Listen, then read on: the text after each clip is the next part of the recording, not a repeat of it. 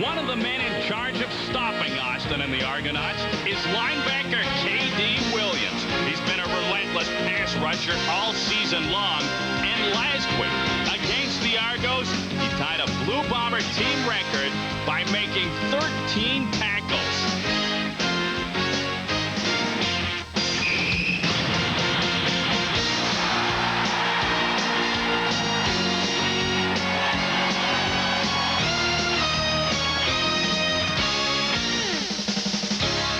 CFL Live, tonight's game from Winnipeg Stadium, the Toronto Argonauts and the Winnipeg Blue Bombers.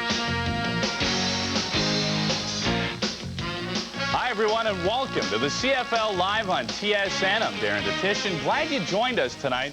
You know, as complicated and intricate as the game of football can be, it has become painfully simple for the Winnipeg Blue Bombers. They have to beat the Toronto Argonauts tonight, or their playoff hopes are history. This afternoon, in front of over 55,000 fans, the largest crowd ever at Taylor Field, the Saskatchewan Roughriders came up with a rather improbable win over Calgary. That gives Saskatchewan sole possession of the 5th and final playoff spot in the North Division, at least for the time being. Winnipeg has 2 games remaining. Saskatchewan 2 games remaining, but a tie would go to the Green Riders. As for Toronto, they are officially eliminated. So the Bombers know what they must do. With more on tonight's football game, let's go to Winnipeg Stadium, where Gordon and Glenn are standing by. Guys? Thanks very much, Jaron. The situation for the Winnipeg Blue Bombers is very simple. They can't lose again, and yet they did lose in Toronto on Monday to an Argo team that won for only the 3rd time in the season. How does Winnipeg avoid that happening again, Glenn? Well, what the Winnipeg Blue Bombers have to do is establish a running game. They have an offensive line that averages 300 pounds and a running back in Blaze Bryant, who last year had 1,200 yards on the ground. They have to get that running game going. And they've got to stop taking penalties, right? Absolutely. Bad penalties last game, and offside on a missed field goal that kept the drive alive for Toronto, killed them. They have to stop with the bad penalties, get that running game going. They'll be successful tonight. So for the Toronto Argonauts, the season is over, but the Winnipeg Blue Bombers feel they still have an excellent chance of making the CFL's postseason. Darren? Hey, thanks very much, guys. On now to our game story. The stakes are high. The Bombers still alive, but they have to win this evening, as aforementioned. You know, expected to be high octane, they have burned very few defensive secondaries this season, but last week, the combination of Austin, Mazzotti, and Fairholm did click. Can Winnipeg's patched-up defensive secondary shut them down tonight? This should be a good battle. Mike Pinball Clements, 3 touchdowns last week. He faces the Bombers' K.D. Williams. And with the worst giveaway-takeaway ratio in the league at -26, Winnipeg has to stop turning the ball over and create some turnovers. Time now for the opening kickoff. Let's get you back to Winnipeg, to Gordon Glenn. Thanks very much, Darren. Well, after a day of rain and cool temperatures yesterday, it's pretty nice here in Winnipeg tonight. And Bob Obilovich saw his Toronto Argonauts eliminated from the playoffs earlier today as Saskatchewan defeated Calgary. Both these teams were disappointed by that result, but Cal Murphy's Winnipeg Blue Bombers still have a shot. Pick it up. Let's go. Start now. The Toronto Argonauts will kick it off. Milt Stiegel and Mark Ricks are back deep to receive this kickoff from Terry Baker on a cool night in Winnipeg as the Bombers try to keep their postseason chances intact. This is Milt Stiegel from the 10. And Stiegel out across the 20 and still going. Stiegel across the 35, gets a block. Stiegel with the kicker, Terry Baker, chasing him down, gets out of bounds at the 52-yard line. It's a return of 43 yards to give the Winnipeg Blue Bombers excellent field position. 27-year-old Reggie Slack has thrown 6 interceptions in the last 2 weeks, but he leads this Winnipeg offense. The starting lineup's brought to you by Mr. Saab. Fresh thinking is what we are. Miles Garrell, who turns 40 on Monday, is part of a veteran offensive line, and Gerald Wilcox has had a great 3 weeks. 24 catches, 358 yards, and 3 touchdowns, better than all other Winnipeg receivers combined. On first down, Slack is up and throwing. And he gets it out there to Gerald Wilcox as Tommy Henry makes the stop, so right away, the Bombers go to Wilcox. This Toronto defense doesn't feature any changes. Don Wilson, number 20, had a bad turf toe, but he stays in there. He started every game. And the defensive backfield for Toronto has come on of late after a slow start to the season. So for the first time this season, the Toronto Argonauts didn't have to make any changes. They made one. Jock Climie is back in on offense, but their defense is intact for 2 straight games for the first time this year. On second down, Slack has time, has a man over the middle, Tim Daniel, and the pass was over his head. Looked like Daniel mistimed his jump a bit, Clint. He mistimed his jump, but Reggie Slack made the perfect read and looked off the safety. This was a great job of getting that safety Walcott out of the middle, because he looks him off and then goes back to the post to Daniel. And there's a flag on the play. You see Wilcox doing a job on blocking. Joe Sardo on the outside. Reggie Slack just getting that ball off. Marcelo Simmons, number 9, was there on the coverage. He's called for pass interference. It's a 29-yard penalty and a Winnipeg first down at the Toronto 23. That's why it looked like Daniel mistimed his jump. He was interfered with.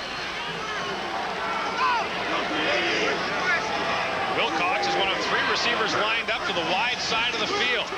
That's where Slack is looking. To the end zone, Wilcox, touchdown! Oh, 23 yards, and the Bombers score the first time they touch the football.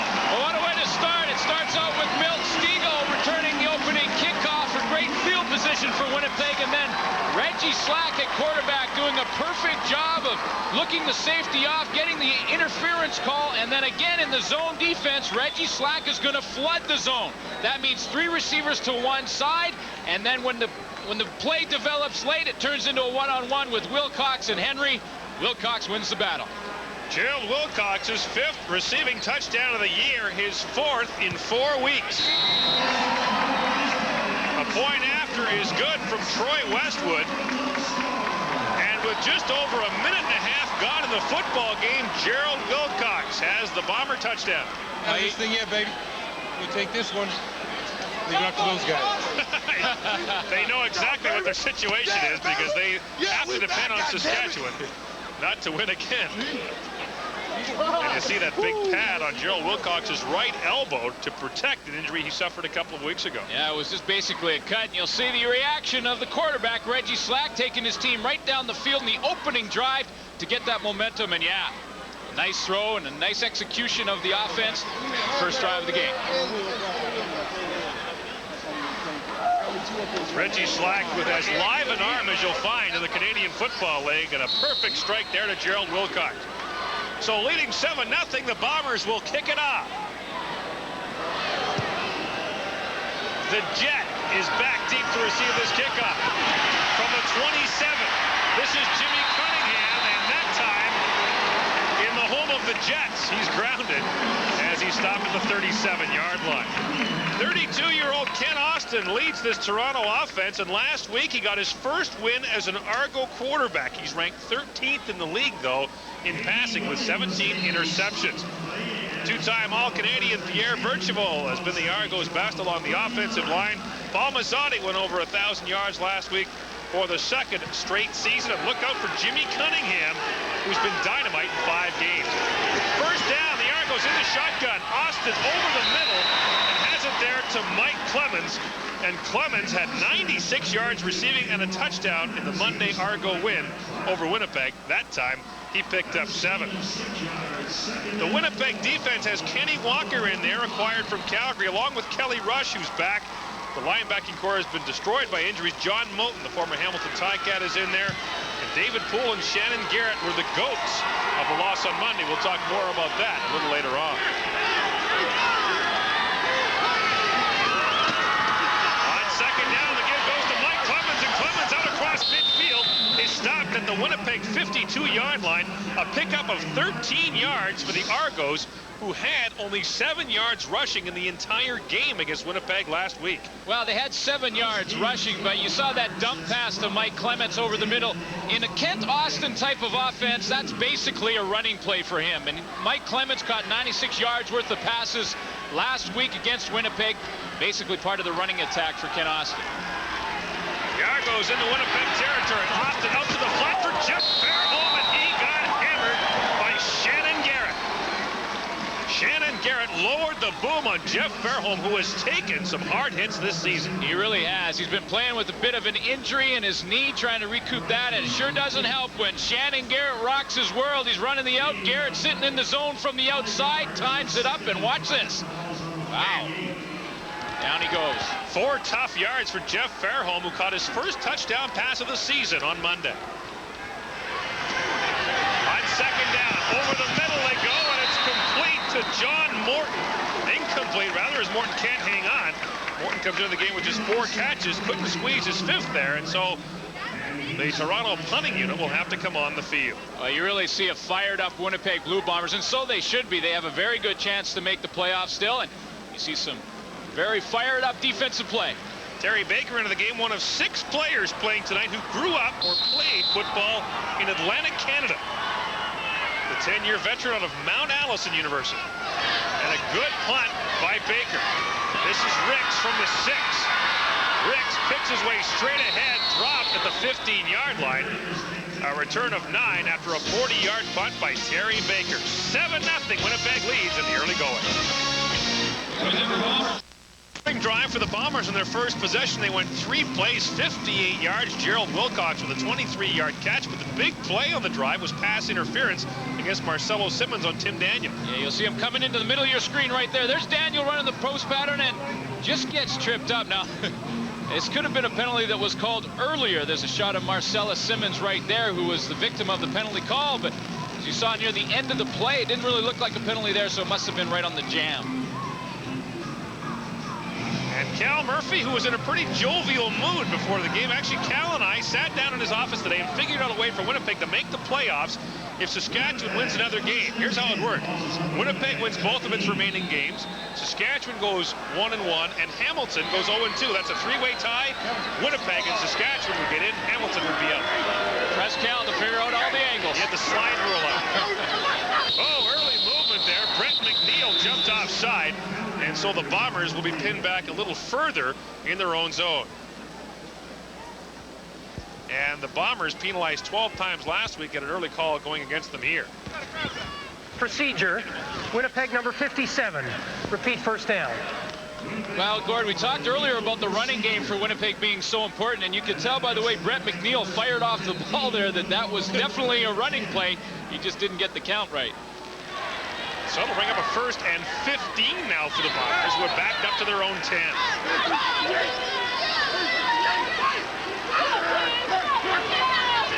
Slack is back to throw, dumps it out for Blaze Bryant, and Bryant puts his head down, gets out of bounds at about the 17-yard line. Tackle was made over there by Joe Sard. Is a smart alternative to the Blaze Bryant, who really has to be a bigger part of the Winnipeg offense. He certainly does. You know, with that 3rd in the CFL last year in rushing, and with the offensive line that he has, boy, he really needs to. Well, last week against the Argos, the Bombers had 8 possessions that started inside their own 30. Didn't get a point, 5 punts, 2 fumbles, and an interception. That was written on the board in offensive coordinator Mike Kelly's office. He says that's the reason they lost the game. On second down, Slack for Tim Daniel, and Daniel is just tripped up at the 33-yard line. Marcelo Simmons made the stop and might have prevented Tim Daniel from going all the way. A nice job by Tim Daniel to continue to move back to the football. Slack's going to throw it in there. Rather than sit down, Daniel works back, makes the catch, and then keeps his feet for a couple extra yards. Pickup of 16 yards for Tim Daniel out of Florida A&M. Still doesn't have a touchdown catch this year. But he's got a first down for his team out to the 34. Give to Blaze Bryant, and Bryant trying to bounce it outside, gets thrown down hard by Calvin Tickle at the 35-yard line. A gain of 1. Blaze Bryant, 3 touchdowns in his last 2 games. That's as many as he had in his 10 previous games. And it's going to be awful rough running against Calvin Tiggle in this Toronto defense. Boy, Tiggle last year, the leading tackler in the CFL, had some injury problems this year, but he's a great run stopper. And they missed him when he was out. The Argos, in fact, have allowed the most rushing first downs in the Canadian Football League. 12th in the CFL versus the rush. On second down, Slack long throw for Milt Stiegel, and Stiegel gets across midfield.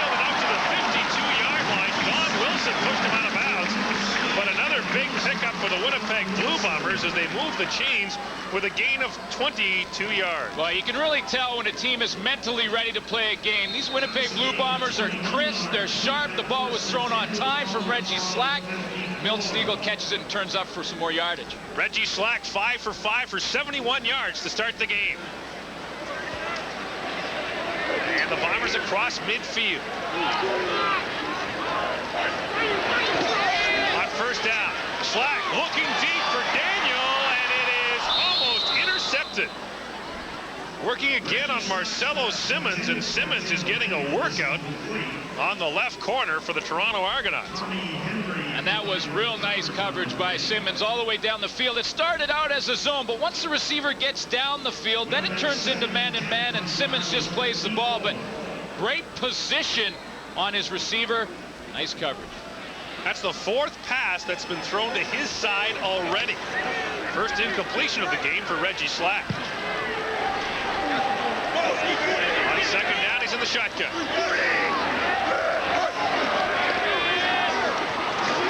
Lots of time for Slack. Deep the other way for Alan Boyko. And a flag is down. It is intercepted by Joe Miro. But let's see what the flag is about. As Alan Boyko, who did not have a reception last week, was involved with Miro on the coverage. And it's interference against Toronto. Yeah, what Miro did is... Forward pass interference. Toronto number 3. First down. Right at the last minute, Joe Miro is going to push off Boyko to go for the football, and he really doesn't have to. He has perfect position down the sideline, just in the hip of Boyko, and then he tries to fight over him, and the official right there on the spot makes the call. But obviously when Miro was trying to work back to the football, he got that hand on Boyko's back. After a 29-yard pass interference penalty earlier, this is a 42-yard penalty that gives the Bombers a first down at the Argo 13.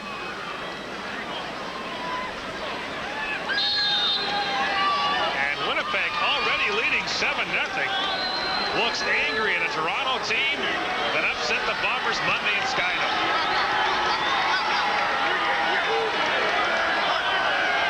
From the shotgun, Slack. In the corner of the end zone, and it's knocked away by the safety, Ken Walcott. Another one of those guys from Atlantic, Canada, a native of Sydney, Nova Scotia. Ken Walcott of St. Mary's knocked it away. Well, this is called a bracket defense, and what happens is Ken Walcott is in charge of coming over and helping out on the #1 receiver in Wilcox, and it's a real good thing he did for Toronto, because Tommy Hendry, as you saw, slipped.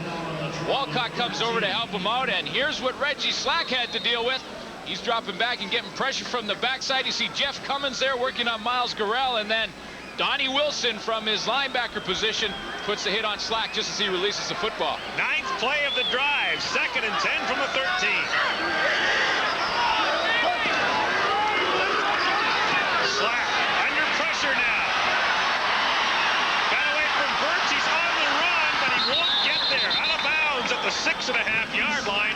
That'll leave him 3 yards short of a Winnipeg first down, and Cal Murphy has a decision to make, and now he initially sent the field goal unit on the field, thought about it, and now he does send Troy Westwood out. Well, the Argos had great coverage downfield. What Winnipeg tried to do is run a little pick pattern to get the ball to Wilcox. It didn't work. Great coverage by Toronto, so Slack had to take off. Now, normally Bob Cameron holds for Troy Westwood, but Kevin McDougall, the backup quarterback, is out there now to hold for the Winnipeg kicker. It's a fake. Westwood was looking for the pass. McDougall trying to get to the first down, and I don't think he got there. And there's a flag down at the end of the play, so that's why McDougall was out to hold. It was on the fake, and we'll see what the flag is.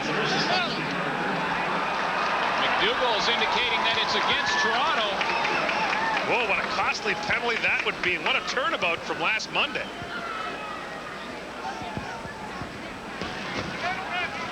Illegal contact on an eligible receiver, Toronto number 29. First down. Joe Fuller is called for illegal contact. First down Winnipeg on a fake field goal try that came up short. Now they got sort of a offbeat formation. All the linemen for Winnipeg on one side, 3 receivers to the wide side, and of course the holder McDougall, the quarterback, in there. So obviously everyone knew what was going to happen, and get a little penalty in the end zone on Fuller. Third penalty by first down for the Bombers. First and goal from the 2.5. Blaze Bryant up and not in. Stopped at the 1-yard line. Chris Walby made it to the end zone. He's at right tackle, and he's going to take off and lead it up for Blaze Bryant. Blaze Bryant just can't get over the top. Kelvin Tiggle meets him right in the hole and chops him down. Winnipeg does not have its short yardage offense on the field. Second and goal from the 1. Blaze Bryant. Touchdown, Winnipeg.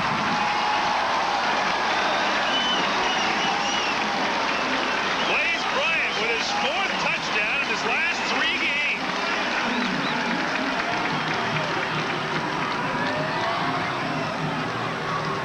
And the Bombers lead 13-0 with the point after to come. Here's Chris Walby right here. He's going to block down, lead it in. Blaze Bryant just going to take it right down that right side. And we've said it before, but the key on the goal line, get low. And you saw Walby lead him into the end zone, and it's too late for any of the Argo defensive backs once they've cracked that line of scrimmage. Blaze Bryant with 6 rushing touchdowns and another receiving on the season. And Troy Westwood with his usual holder, Bob Cameron, puts the point after through.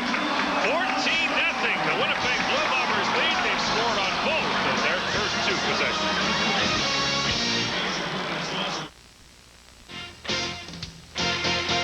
CFL Live on TSN. Brought to you by Pepsi. Nothing else is a Pepsi. And by Bell. Advantage long-distance services from the Alliance of Canada's only full-service telecommunications companies. Back in Winnipeg, where Blaze Bryant has his 7th touchdown of the year. How much we talking, though? And Calvin Tiggle almost got him. Yeah, when you're on the goal line, Calvin Tiggle, as the middle linebacker, has to commit to the hole and just head up in there. He does that, gets his hands on Blaze Bryant, but it's too late. Chris Walby had let him in. Winnipeg kicks it off again, and here is the Jet. Jimmy Cunningham from the 23-yard line loses his balance and gets out across the 40 to the 43-yard line. Cunningham comes into the game with a league best 20 yards per return on kickoffs. That time he came back 20. So Ken Austin brings the Argo offense out down 14-0. Now here's something that Winnipeg didn't do in the Monday game against Toronto. We talked about their problems when they started inside their own 30. That time they drive it 95 yards to a 5:22 on the clock. And here's a great stat for you. So far in the game, Winnipeg is at 14 plays from scrimmage. Toronto just 4. On first down, Austin screen pass for the pinball. Mike Clemens, K.D. Williams, his nemesis on Monday in Toronto, got in there to limit his gain. Pinball might have actually lost a yard on that screen pass, and Williams was in the pinball's face all day last week. John Moten got in to finish him off. What a job of closing by K.D. Williams. Pretty nice play initially for Toronto. They're going to drop the screen off to Pinball Clemens, but look at the closing ability by Williams. You know, 6 tackles for losses last week versus Toronto. A CFL record for K.D. Williams. And he wasn't the defensive player of the week. Austin looking deep, and Jimmy the Jet Cunningham broke it off early, and as a result, David Poole was the closest man to the football. So Austin and this Argo offense frustrated early and forced to leave the field. It's been that kind of year for Toronto, having a lot of changes in the lineup. Ken Austin has to get used to his receivers. Jimmy Cunningham, another new receiver for him. He thinks he has great potential, but miscommunication on that play. Here's Mark Ricks with the return from his 18-yard line. And the Bombers, who are second worst in the league in terms of average punt returns, get one of 7 there. Winnipeg with a 14-0 lead on Toronto.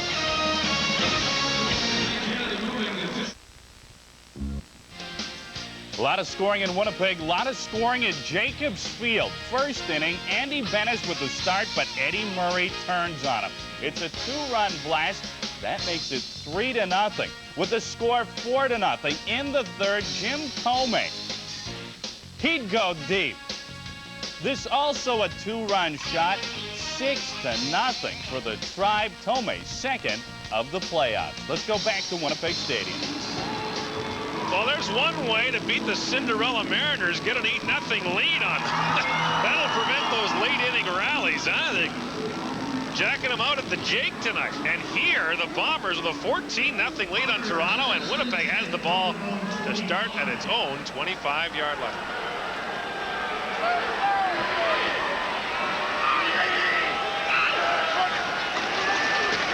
They give over the middle of the fullback, Chris Johnstone, and Johnstone slides his way out close to the 35-yard line.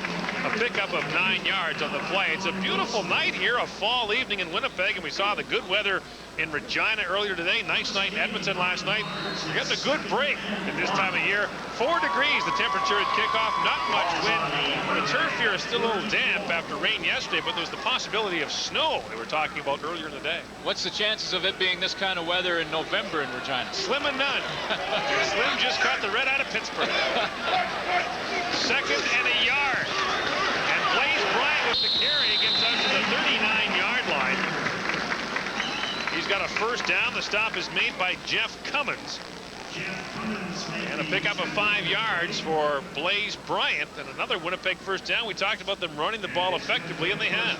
Oh, it's very important for this Winnipeg team to get that running game going. They've given the first ball to Johnson, and then on 2nd down, go to Blaze Bryant. And most of these running plays going over the right side of that offensive line. Of course, Chris Walby anchors that side.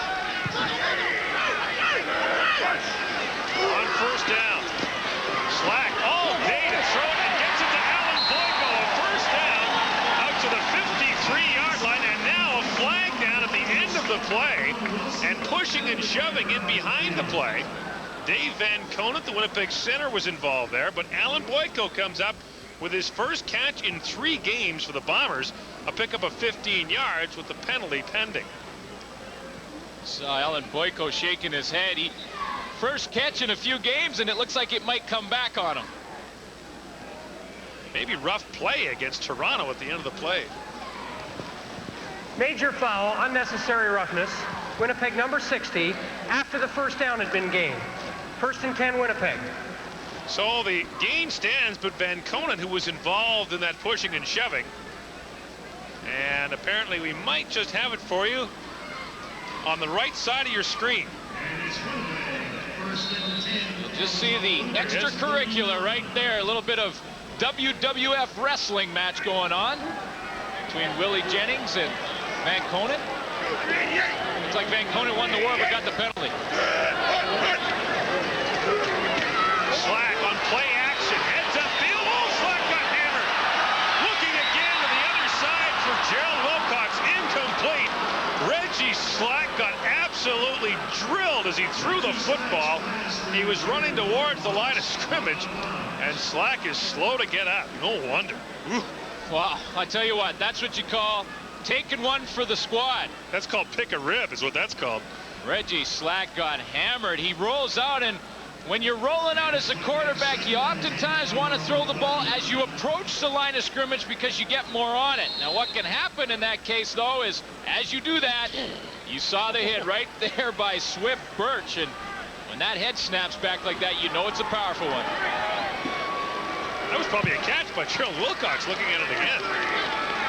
2nd and 10 for Slack, who wisely retreats to the shotgun. Here comes the rush. Slack gets away. He's got a long way to go, but he's got lots of room. And Slack steps out of bounds, and he gets the first down at the 50 and a pickup of 11 yards. So if he was shaken up, he certainly doesn't show it. No, he did the right thing. He looked downfield, and again, there was pretty good coverage by the Toronto secondary. He couldn't find his man, and instead of forcing it, which Winnipeg quarterbacks earlier in the season were doing, Slack makes a good decision, decides to pull it down and take off, get what he can. And Reggie Slack came into this game with a 6-yard per carry rushing average, one of the best in the league. He says that knee has never felt better. First down, draw play, Blaze Bryant across midfield and down to the 51-yard line. A pickup of 9 yards, and the Bombers are just running it up on the Toronto Argonauts. Winnipeg has had 1,000-yard rushers for the last 5 years, but likely won't this season. Well, it's well-executed play. You see the big block by McNeil on Tiggle. That allowed him just enough time to spring Blaze Bryant through the hole, and Tiggle had to make the tackle late. But a real nice block right up the middle by Brett McNeil. Second and a long yard. Back to Blaze Bryant. Another first down as he crosses the 50-yard line and gets down to the 47. Well, this time of year, as it starts to get colder, this running game becomes very, very important for every team in the CFL, and Winnipeg no exception. They have to make sure that running game is clicking if they want to be successful. Of course, Toronto struggling against the run in 1995. You see Calvin Tiggle yelling at Joe Sardo there. First down for the Bombers, their 10th of the game.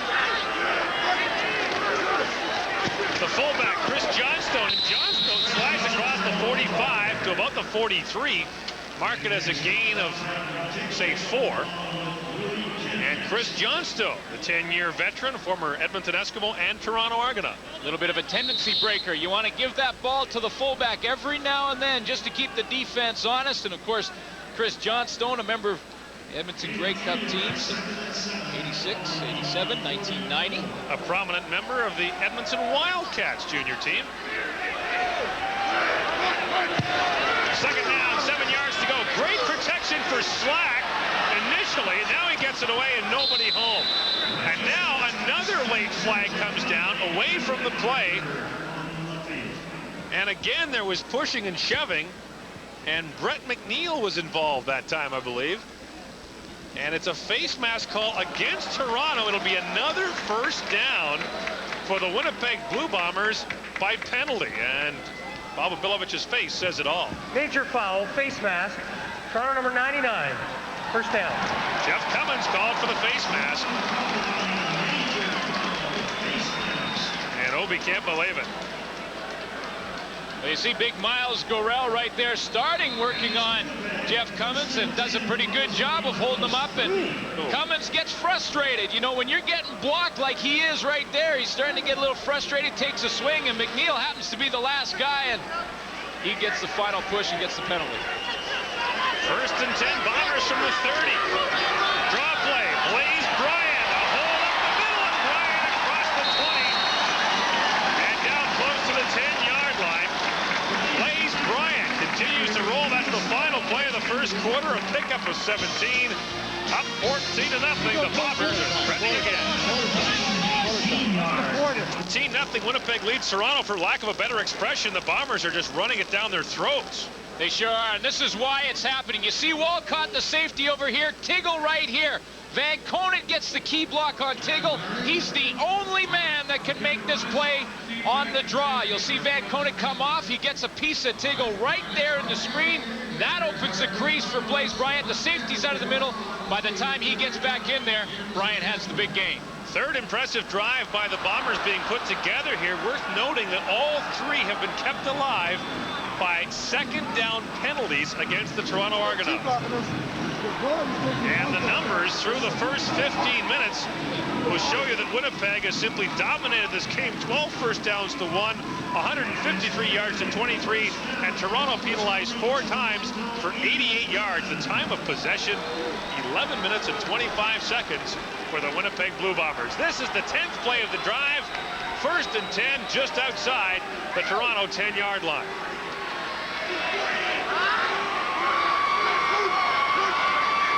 Slack on first down, flips it ahead for Blaze Bryant.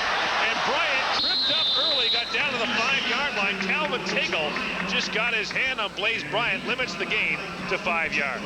The old misdirection shovel pass to Blaze Bryant. You see him trying to act like he's not going to get the ball, then cutting back underneath. Gets that little shovel from Reggie Slack, and there he is again. Calvin Tiggle trying to get the hands on Blaze Bryant. That's a matchup we'll see all game. Right now, Bryant has the edge on him. And that technically is a reception for Blaze Bryant because it was a forward pass, even if it only went a yard. Second down, 5. Slack throws it close to the end zone for Chris Johnstone, and he crawls across the goal line. Touchdown, Winnipeg. Chris Johnstone's first touchdown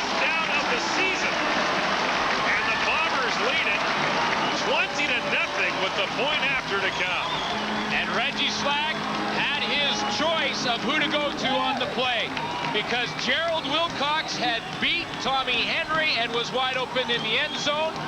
Slack looks out into the flat and says, hey, this guy's even more open, dumps it off to Chris Johnstone, and then he crawls into the end zone for his first major of the season. Okay, it won't be a highlight reel touchdown, but hey, it counts.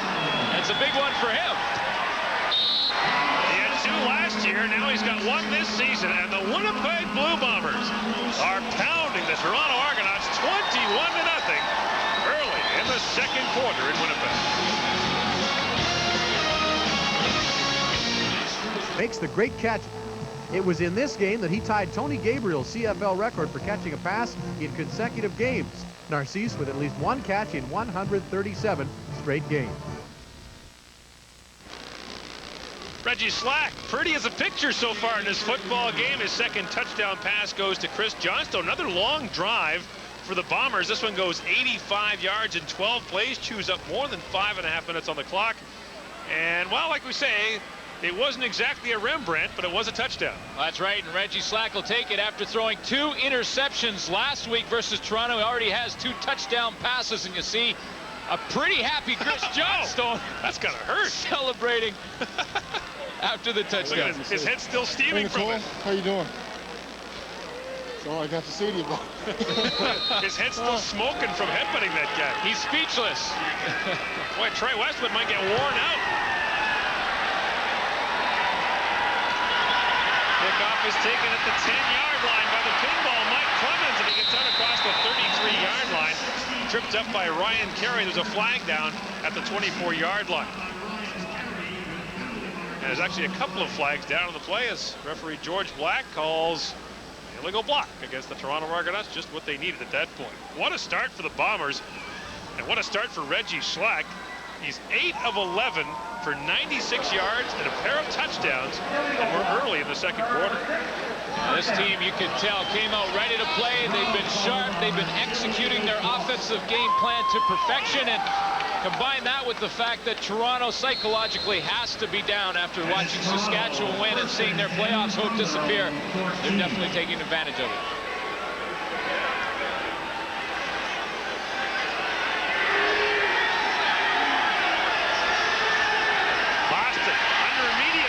Gets the pass away, but incomplete. He was looking over there for John Morton, but the pass was well over his head. Shannon Garrett there on the coverage. Pressure coming from K.D. Williams from the outside. 13 tackles last week. He was in there again today, that play. We talked about the Bomber defense and a couple of goats, David Poole and Shannon Garrett. David Poole went offside in a field goal try that led to a Toronto touchdown. Shannon Garrett went offside on a second down play. On the next play, Jeff Fairholm caught a touchdown pass. They've been much better tonight. Austin over the middle and completes it there for Paul Mazzotti, who's got a first down out to the 22-yard line. And Paul Mazzotti over 1,000 yards, as we mentioned earlier, but it's been a frustrating season for him. He's fumbled the ball 4 times this year. Well, he really has had a quiet season, but a very good season. And 1,000 yards receiving for any receiver is quite an accomplishment. Paul Mazzotti did it again this year with a team that has really struggled offensively. Still playing well. And not so quick on that first down call, because they mark him down at about the 22-yard line, which will leave him a yard short of a first down. Now a fire drill for the Argos. And for the Bombers, some indecision. Now Toronto has sent a short yardage unit onto the field. It is a long yard for that first down. Oh, yeah. They've got to get out close to the 24-yard line. Early movement. And the pinball, Mike Clemens will have it anyway as he gets out to the 30-yard line. And now K.D. Williams picks up the ball as he ripped it out of Clemens' hands. But he was down on the play, so it'll be offside against Winnipeg, but the gain's 5 anyway, so it won't matter. Boy, scrub! Hey, Drew, see if they're nickel. Offside, Winnipeg, penalties decline, first down. So the pinball gets the first down, and the Argos keep the drive alive. And is it that cold? They all got gloves down there and the heavy capes. Doesn't look that cold. I think it's that cold. Oh. But Ken Austin did the old Tom Wilkinson, staggered the count, a little bit of a head bob, and draws him offside. First and 10 now for the Argos from their own 30. Down 21-0 in the second quarter. Back to the ground to the pinball, and he ran right into Kenny Walker. A gain of 5, but Kenny Walker threw the pinball down hard. Kenny Walker is 7 inches taller and 80 pounds heavier than the pinball. You know what you love about it, though, and why you love Pinball Clemens so much? He ran in there full speed and into that guy. Kenny Walker, like you said, outweighs him by 80 pounds, but that didn't bother Pinball a bit. From the shotgun, Austin wide open is Jeff Fairholm, and Fairholm out across the 40 to the 42 has another Toronto first down. Who would have thought this late in the season that Jeff Fairholm would have 1 touchdown catch? Yeah, Jeff Fairholm definitely not to where he was when he was playing in Saskatchewan with Ken Austin and the type of numbers he put up with Kent there, but starting to feel a little bit better about his knee and next to it. Austin again for Fairholm, and he puts his head down, gets to the 51-yard line. Shannon Garrett is there for the stop again, and a pickup of 3 or 4 yards for Jeff Fairholm. And now the feelings boiling over a bit, and guess who's in the middle of it? K.D. Williams, number 44 for Winnipeg. You got to think that K.D. Williams will be the Winnipeg Blue Bombers nominee for Rookie of the Year in the CFL. What a season he has had, and again, Winnipeg somehow seems to find great linebackers.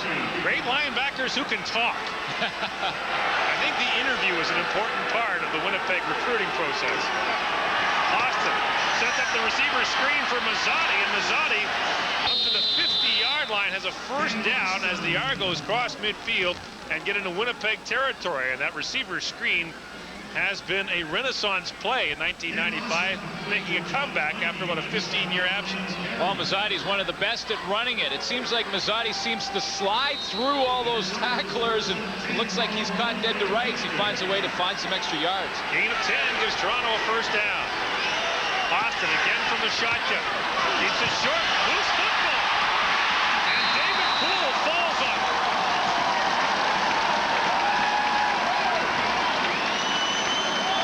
John Morton made the catch but lost the football. And the first turnover of the game cost the Toronto Argonauts dearly as it snuffs out the drive.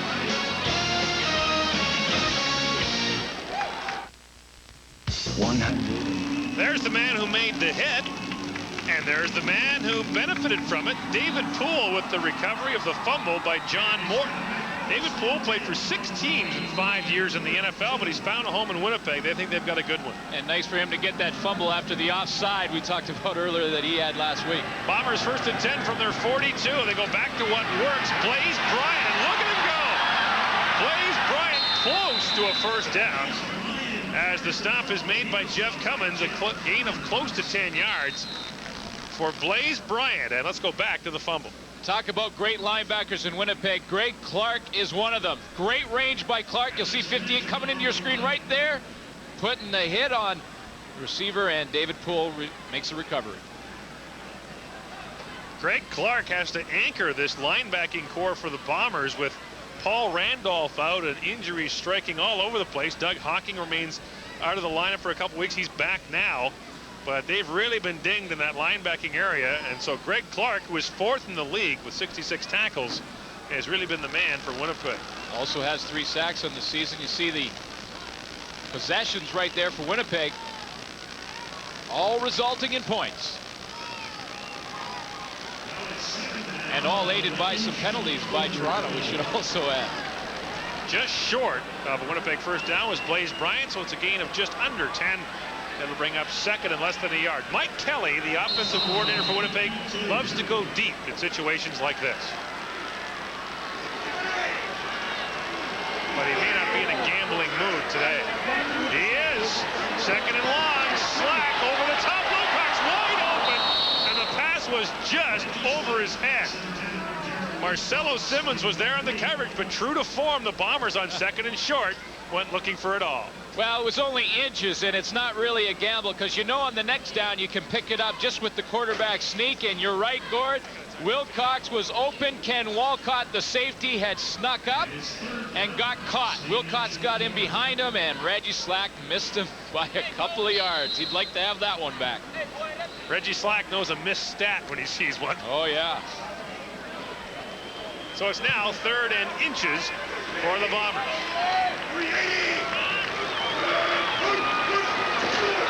Early movement there.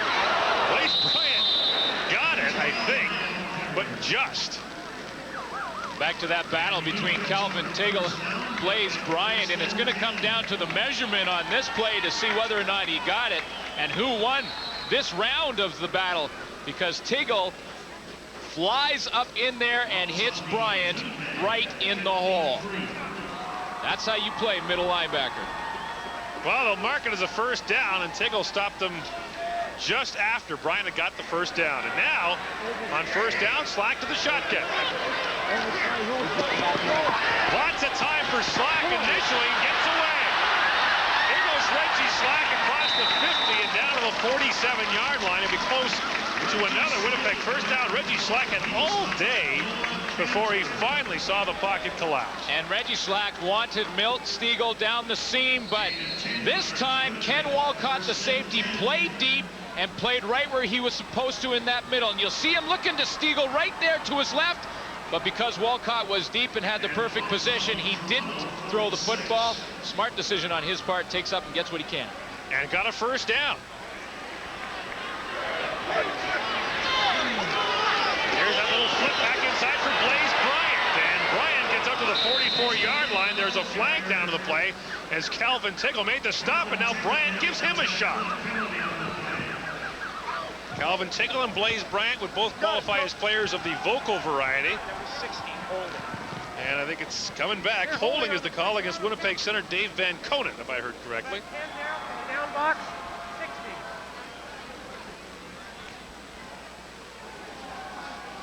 60. He had it on and turned it off. See, George had the microphone open, that's what we heard. Then he turned it off when he went to talk. Boy, Calvin Tiggle and Blaze Bryant are really getting to know each other in this football game. That's about the 6th time in a row that these two have locked up in tackles. Going to bring up a 1st and 20 and move the Bombers back across midfield to their own side of the football field. And Slack back to the shotgun. Heads up. Slack completes it for Gerald Wilcox at about the 44-yard line. That's going to pass the original line of scrimmage. And it'll leave Winnipeg with about a 2nd and 8 after a pickup of 12. You talked about Gerald Wilcox and what he's done in the last couple of games. The last 5 games, he has over 550 yards and 3 touchdowns. And you know what it is? It's getting that timing with the quarterback. Earlier in the season, there was the revolving doors at the quarterback position for Winnipeg. They put in Kevin McDougall and Reggie Slack. Finally, they've stuck with Slack, and now they're getting some timing down. Pickup of 11 makes it 2nd and 9. Slack nowhere to go as he got upended quickly. Jeff Cummins got up to make the sack, and Jeff Cummins has a sack dance now.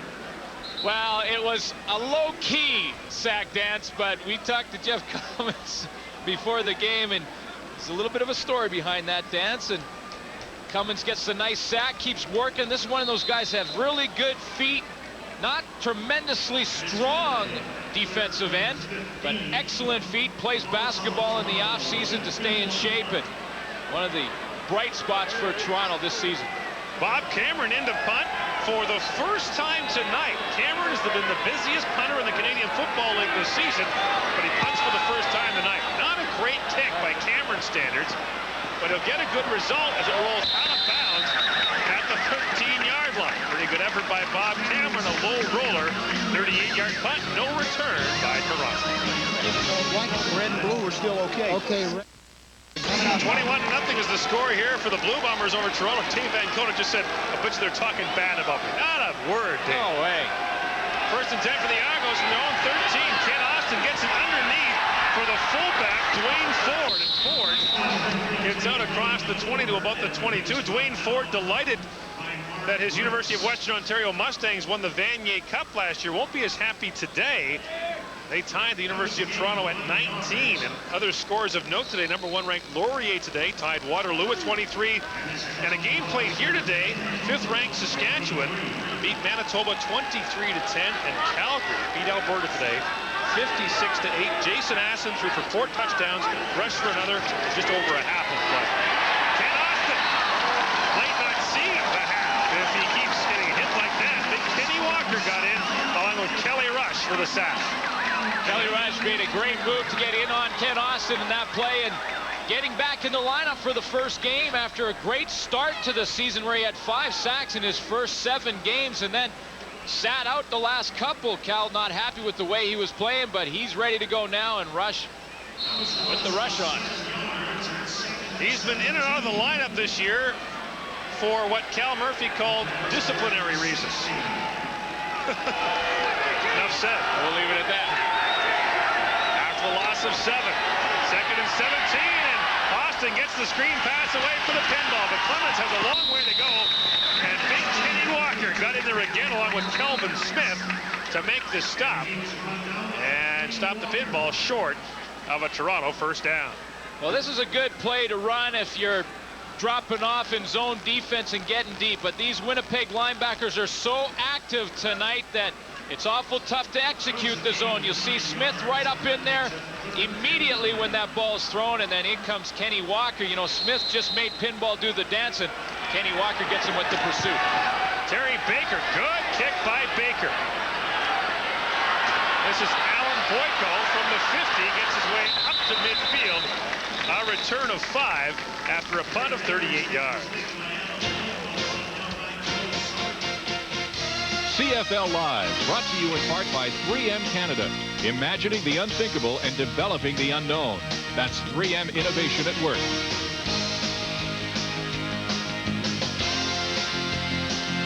Back in Winnipeg, and one thing the Bombers have done much better this game than they did last game, field the ball on punts. That's why Alan Boyko's back there. Last week, the Argos punted to Winnipeg 8 times. 6 of them hit the ground.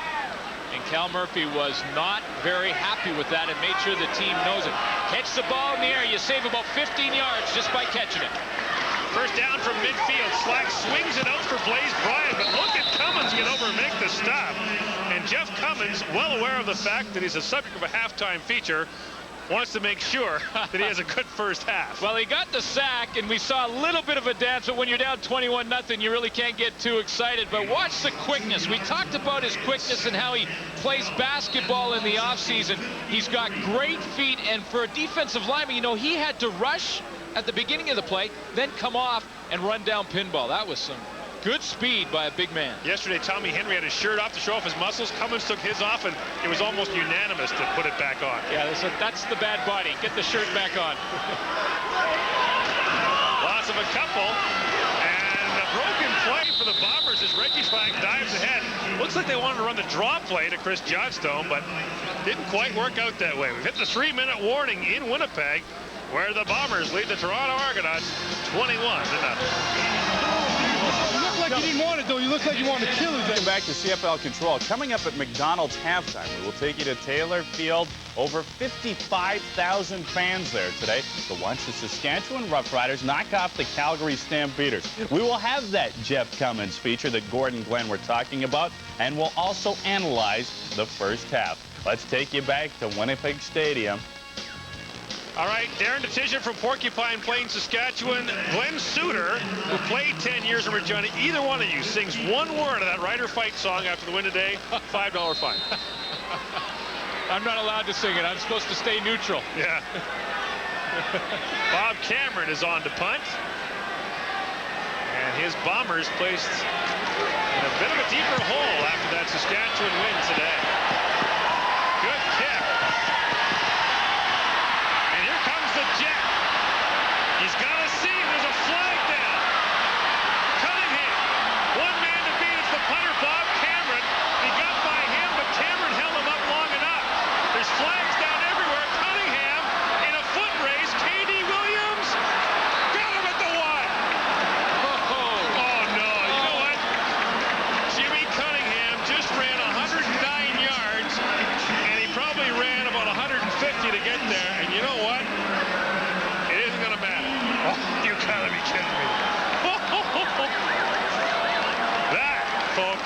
is the all-time. Well, you can see the frustration on Bobo Bilovich when he sees his bright young star in the jet, Jimmy Cunningham, doing such a tremendous job of running it back. You see him still trying to catch his wind down there in the goal line. Illegal block. Toronto. Half the distance to the goal line. First down. You know what? Instead of starting at the Winnipeg 1, the Argos are going to start back at about their own 8. That, folks, is a 101-yard penalty. And now there's another flag. And I believe that'll be objectionable conduct. Mazzotti is arguing with the official. They didn't say the number of the person that committed the illegal block, but here comes George again. Paul Mazzotti is not happy. Round number 88. First and 10. Well, Mazzotti takes them down to the 4. Well, so the net loss now is 106 yards. You saw right at the beginning of that play, Kelvin Tiggle, number 73. It looked like he may got one of the Winnipeg cover guys in the back. I don't think Paul Mazzotti was involved in the play. He's just angry when he sees his fellow receiver run, like you say, Gord, 160 yards basically to get to the end zone. We're laughing, but that's a huge penalty because, I mean, the Argos score there. You know, even down to the 1, they go over on the 1-yard pledge. It's only 21-7 at the half. But here it's 21-0. Now they're back up to their own 4-yard line. When's the last time you saw a net loss of 106 yards in a penalty? It's amazing. It's just... Poor Jet. He's out of fuel. Oh, there's the makeup call. Well, Kelly Rush offside. That'll give him 5. That'll make him feel a lot better. 5 of the 106 back, but what a bright light Jimmy Cunningham has been for Toronto. Offside, Winnipeg number 90, 5-yard penalty, repeat first down. That's beyond cruel, that penalty. I mean, I'm not saying it's a bad call, it's a good call, but I mean, that's just... It really is demoralizing for your team. If that happens, you see a big play like that come back, but for Toronto football fans, they have a real bona fide star in Cunningham to watch in the years to come. With the give off to the pinball, and now you'd have to think that Toronto would just want to try to work some time off the clock and work the ball ahead. Clements gets out to the 15-yard line, and he has a Toronto first down after a gain of 6. Well, with 2 minutes left, there's plenty of time for Toronto to move this football down the field and get some points out of, try and salvage something out of this first half. Is there any irony to the fact that Saskatchewan's win today knocked Kent Austin and the Argos out of the playoff? No comment from the Suter corner. The give off to the pinball again. It gets its way out to the 19 that time. A pickup of 4 yards. Well, makes for quite a finish coming down the stretch, depending on what happens here. Like you said, even if Winnipeg loses here, there's still an outside chance because Cal Murphy has figured it out that they can make the playoffs. You know what, though? Even though Saskatchewan's ahead of Winnipeg, who would you rather be? I mean, Saskatchewan's going to play in Calgary and in BC. Winnipeg's got next week off and then plays in Ottawa. Austin looking to sling it deep as a man, and oh, he almost made the catch. John Climbing was in there, but he couldn't make the catch. Limey thinks he came up with it, and then the ball made him fumble. And Jason Mallett back on the coverage, along with David Poole. Let's just see if Jock Climby comes up with this ball. You'll see him make the catch, and I think he's got a good argument. It looked like he had possession of the football, and then when he hit the turf, came loose.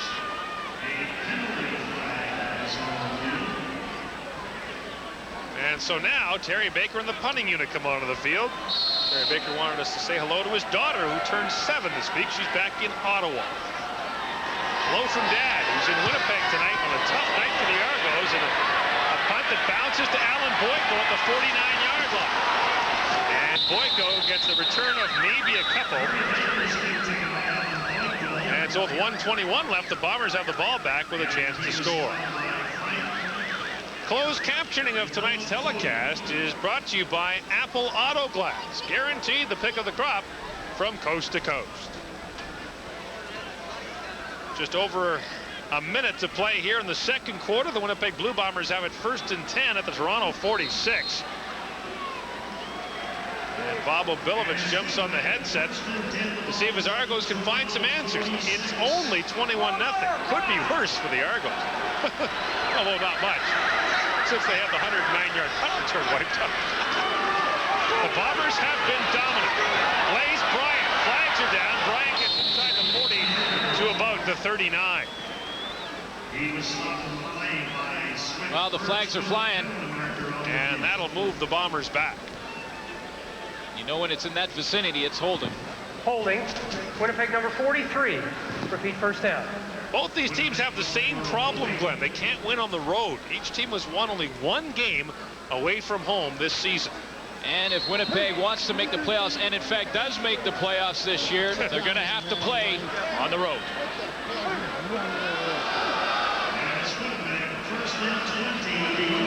Holding was the call against Kevin Robson, the son of former Winnipeg GM Paul Robson. 1st and 20 on their own side of midfield. Slack flips it underneath for Blaze Bryant. That play has worked very well. Bryant gets down to the 41-yard line.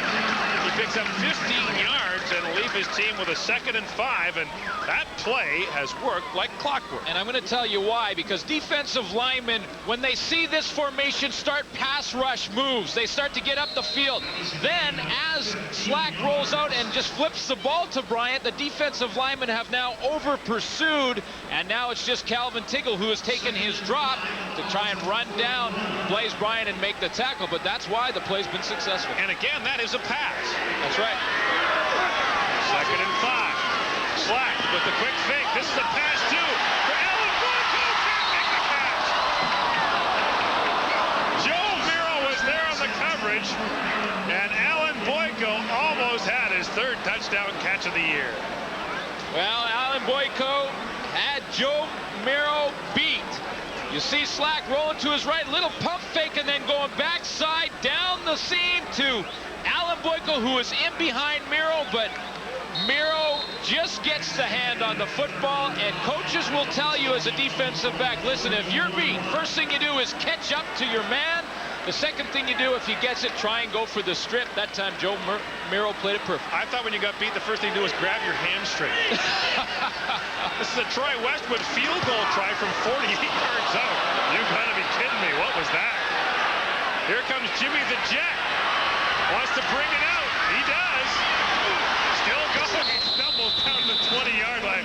He's not going 100 yards again if someone was going to get called for an illegal block. But Troy Westwood has not had a banner year for the Winnipeg Blue Bombers. He's 21 of 25 inside the 40. But outside the 40, he has really struggled. 10 of 18. And he just mishit that one. He knows it right away. It's like a good golf swing. You don't really have to hit the ball hard. You just have to hit it correctly, and Westwood knew right when he hit it that it was the wrong way. You know what kills me is when they hit a convert, the ball goes like 50 yards in the air. Well, it's when they try a 50-yarder, they can't get it there. Well, the thing is, that's basically it. It's just all whether or not you're relaxed. If you've ever taken a golf swing, you know you got to be relaxed to make it good. Here's that receiver screen, this time for the Jet, Jimmy Cunningham, and he wants the face mask call as he's brought down to about the 25-yard line for a pickup for 4. Boy, Bob Obilovich, rather, real impressed with Jimmy Cunningham. Thinks he has a lot to learn as a receiver. He's got the great speed and great ability, but he needs to know how to use that speed in running his patterns. He's already 6th in the league in punt return yards this year. He's only played 6 games. This is his 6th game tonight. And had a 108-yarder for a touchdown versus Calgary. Austin quickly out of the backfield, and Clemens can't make the catch. And K.D. Williams was there just in case he did. So with 9 seconds to play here in the first half, I believe Winnipeg called timeout to stop the clock, which is a pretty good move. Might get a field goal. Well, sure, if they can get some good positive return yardage. Hey, Flacco! Hey, boys, out of bounds. Possibly get into field goal range.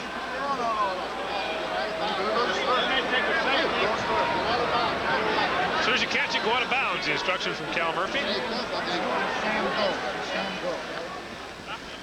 Major foul, face mask. Toronto number 86 after the play.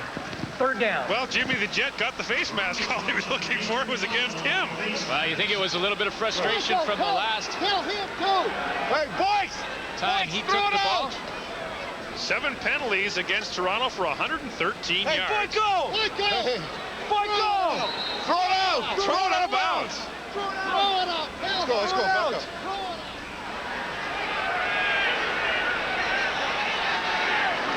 Terry Baker with a punt from his goal line. It is blocked.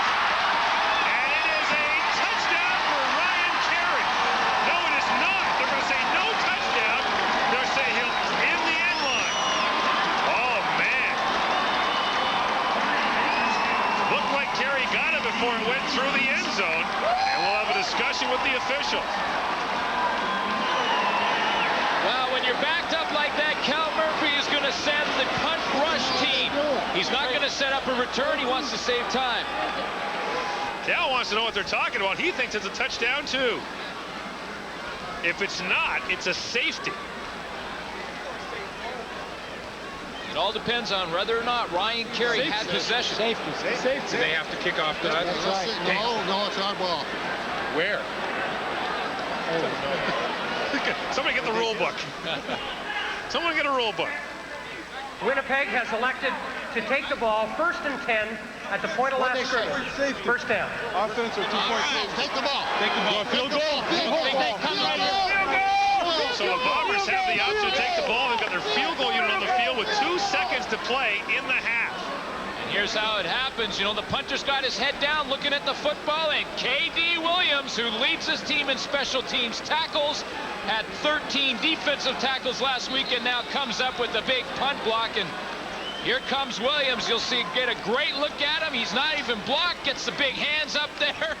Not only gets his arm, but also kicks it towards the end zone. And Ryan Carey just can't pick it up before it goes out the end line, so it's a safety touch for Winnipeg. That's 2 points. Then they had the... Hey, no, it is a safety touch officially, but they don't have to take it. They can take the ball from last scrimmage. That's right. One time for Winnipeg, baby, Winnipeg. And so that's a wise move by the Bombers. With 2 seconds left, they'll try the field goal to make it 24 to nothing. Get the extra point. That couldn't be here. It's on you too, baby. It's on you. Ottawa, say it, don't spray it. I see. Those are expensive cameras, man. Mark, Steve, you see y'all. Someone get our camera down there a towel. Yeah. What's up? Just what KD needs, more water. Baby. Up there, see ya? Hey, the Bombers are back, huh? The chatty Bombers are back. Okay, so no safety touch. A field goal try for Westwood from the 19-yard line. It's good. 24 to nothing. The Winnipeg Blue Bombers lead the Toronto Argonauts. What a first half for Winnipeg. Trying to stay alive in their race for a playoff spot. The Bombers are hanging a big one on Toronto. Stand by now for our McDonald's halftime report. McDonald's Halftime, presented by your local McDonald's restaurant. Here's Darren Detition. Welcome to McDonald's Halftime. There was a sea of green on the prairies this afternoon as over 55,000 rabid Rough Rider fans piled into Taylor Field for Saskatchewan's final home game of the season. You know, with their hearts on their sleeves, they roared on every play, and much to their delight, the home team came through with the victory. We take you to Taylor Field. Rider fans extremely anxious. They're ready to show the country that the city is a fine sight for the 95 Grey Cup game. Calgary's first play from scrimmage, Garcia to Sapunjas, his 100th reception of the year, along with Alan Pitts, the stamps of the first CFL team in history to have 2 players with 100 receptions in the same season. Green Riders pumped up. Bobby Jurison will get to Garcia, the 13th man, having a big effect in Saskatchewan's second quarter, 3-2 Calgary. Warren Jones to Don Narcisse, 8-yard touchdown strike. Narcisse's 103rd reception on the season, a Green Riders record, 9-3 Saskatchewan. Frustrated Garcia finally gets some satisfaction. Third quarter, he'll go to Tyrone Williams, his first CFL touchdown, 14 yards, 15-13 Saskatchewan. But the Rough Riders come right back. Fourth quarter, Warren Jones to Dan Farthing. He turns it upfield, dives across. He'll give Saskatchewan a 22-13 lead. Stamps refuse to dive. Garcia to Dave Sapunja's 41 yards. The Stamps are within 2. The Stamps driving late in the game, down 25-20. Garcia up the middle to Pee Wee Smith. It's tipped. Donnie Brady brings it in to kill the threat. Saskatchewan gets the upset, 25-20. Calgary loses for the first time on the road. They fall to 14-2 on the season. Saskatchewan, with the victory, improves to 6-10. By the way, that was Jeff Garcia's first loss as a starter. He's 7-1. The next home game in Taylor Field, the Grey Cup, November the 19th. This was the 162nd meeting between these respective teams. Meanwhile, it's a tale of two teams, unfortunately, going in the same direction. Tomorrow at Iverwin, the Hamilton Tiger Cats will play host to the BC Lions. The Ticats have lost 4 in a row, the Lions 3 straight. But Hamilton will have linebacker Michael O'Shea in their lineup. He has missed 6 straight games with a dislocated elbow. He is understandably anxious to get back in. The Ticats are very happy to have him. After all, they went 1-5 while he was gone. That's a garbage stat. I mean, really, as far as I'm concerned, the defense has been playing pretty well, really well. In fact, I'm not so sure that if you look at the actual yardage given up, they might have been doing better with me out of there. So, I don't know. We had a tough go of it the last bunch of games, but I don't think it had anything to do with me being in there or out of there. I mean, I'm just one player in the whole scheme of things, you know, out of 24 that start. So. Michael's pretty modest. We're going to take ourselves a short break. When McDonald's halftime returns, the Argos, Jeff Cummins, he is a character. We leave you with last night's stars in the CFL. Stay tuned.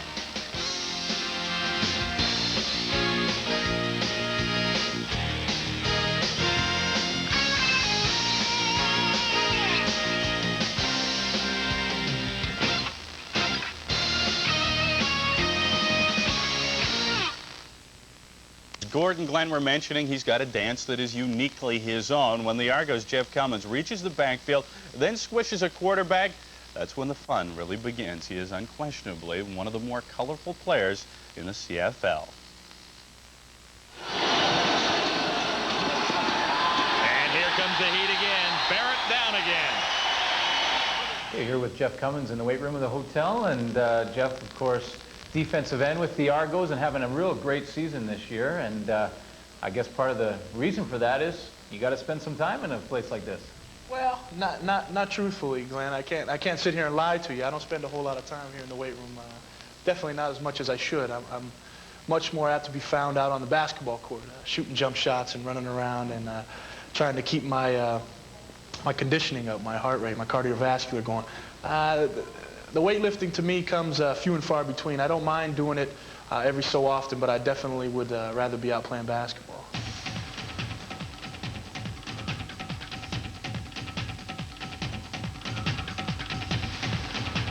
You know, that's one thing I noticed about watching you play the game is that it seems like no matter what, what the score is, you're always coming hard. You're always, it doesn't seem like you really fatigue out there. You got great quickness and great ability when it comes to that. Do you think that's your strength, your quickness?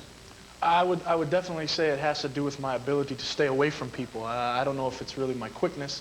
My ability to avoid the offensive lineman is probably my best attribute. I try and do what I can to make things happen, whether it be right or wrong. I'm trying to do what I can to disrupt things and have some fun out there, basically. What do you think is something that you think you have to work on? I definitely need to get stronger. Maybe I should spend more time here in the weight room. I need to be stronger to take on the run block and take on some big guys. These guys I'm facing this weekend, Chris Walby and Miles Gorell, I think if I were a little stronger, it would definitely help me in taking some of those guys on the run blocks. And I think my overall attitude has been pretty good. Like you said, a great compliment. Thank you for saying I always come hard. I don't know if you watch the same games I watch, but I definitely need to keep going and keep a consistency level pretty high as far as my attitude and my tenacity towards the football. What about personality now? Everyone sees when you do make the big play and sees some of the after the play antics, and obviously you're an outgoing guy. Is that something that happens in the huddle in the locker room as well? Yeah, I try to. I try and get a little crazy every once in a while, keep guys' spirits up. With the season we've been having, we've had some tough losses, and I try to stay positive and keep things going. In the huddle, always trying to make a joke here and there. It depends on how tired I am, you know. I'm doing my best to keep guys smiling, keep guys going. But it's something that I guess I think about quite a bit, just to keep things up and keep guys positive.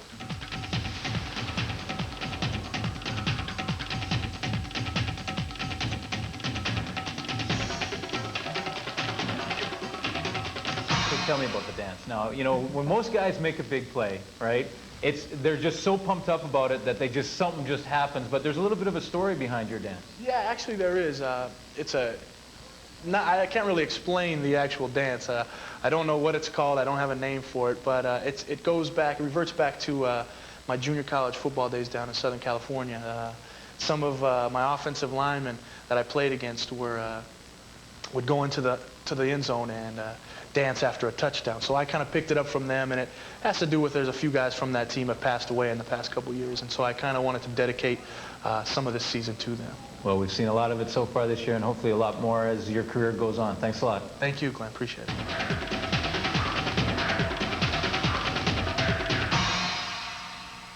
Okay, we have to take ourselves another break. When McDonald's halftime returns, it's our game story, and Gordon Glenn will give us their first half thoughts. So far, all Bombers, 24-0.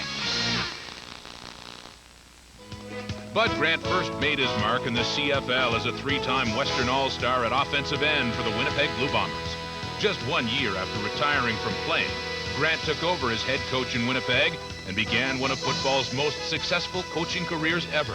In 10 seasons, Grant led the Bombers to 6 Grey Cup appearances, winning 4 times before leaving for the NFL in 1967. You can see more on Grant and other CFL legends at the Canadian Football Hall of Fame in Hamilton.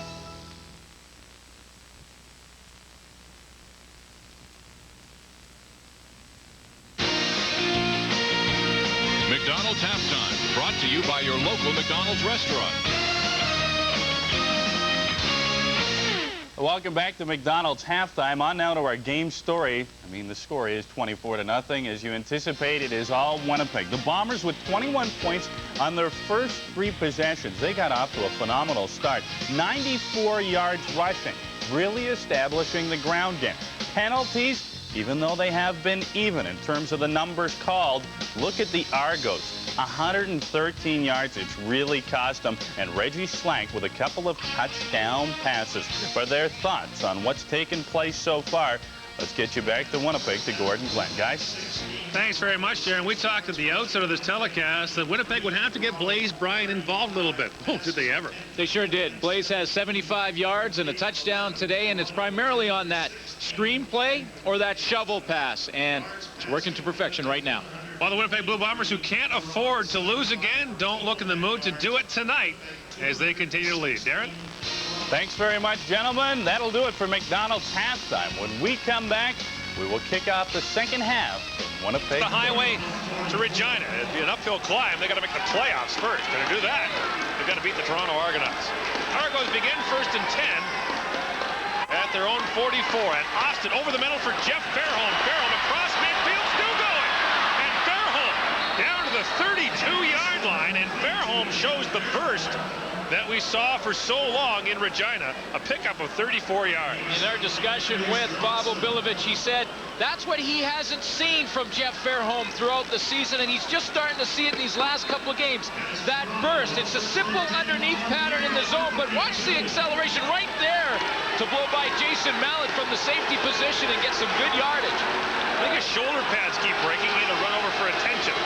4 receivers to the wide side of the field. Austin's looking to the end zone. Greg Clark bumped his man down to the ground. Mike Clemens. And there's no flag. Well, Toronto got the matchup they wanted. Mike Clemens on the linebacker, Greg Clark, and to Clark's credit, he was stride for stride with him down the sideline, and the only reason he avoids the penalty right here is he checks back to the football. If that head goes back and looks back at the football in flight, no penalty. If it doesn't, it's screening. So Clark looks back and doesn't get it. A good no call by the official there. 2nd and 10. Austin looking for Jock Climby, and he's fighting his way close to the 20-yard line, which is about where he had to could be for a Toronto first down. He'll be very close as Jock Climby got gang tackled by the Winnipeg Blue Bombers. Here are the quarterbacks numbers through the first half of the game. Ken Austin 11 of 16 for 75. Slack 11 of 16 for 121. Amazing, only 8 of 32 passes in that first half fell incomplete. And the big stat there for Reggie Slack, 2 touchdowns, no interceptions. Last week it was the other way around. Make that 10 passes in the first half fell incomplete. There's that receiver slip screen again, and they set it up once more. And they get it across the 20 and down to about the 15-yard line. That's a great way to call this play when it's Paul Mazzotti running it, the slip screen. This time, however, it's the jet. Cunningham, he catches it underneath, takes up, and guess who makes the tackle? K.D. Williams. 13 tackles for the Winnipeg Blue Bombers in last week's game. They couldn't believe he wasn't the CFL Defensive Player of the Week. On second down, Austin, and it is almost intercepted. Very nearly picked off by Darius Watson. And that'll bring up third down, and Bob Obelovich will send his field goal unit on the field. Well, you know, when you get on sync with your receiver, it's a communication thing just happens. Right here, Ken Austin thinks that Jeff Fairholm's going to stay with his pattern over the middle. Fairholm thinks that Austin has lots of time and wants to break off his pattern and heads deep. And you know that Ken Austin is going to remind Jeff that, listen, you got to stick with that crossing route. We had one there. And Ken's definitely the type of quarterback who will definitely talk to you on the sideline. Make sure you know what happened. Terry Baker made his season long of the year last week. And after kind of a bad snap, they got it down, and Baker puts it through. So the Argos now down by 14 with 10:07 to play in the third quarter.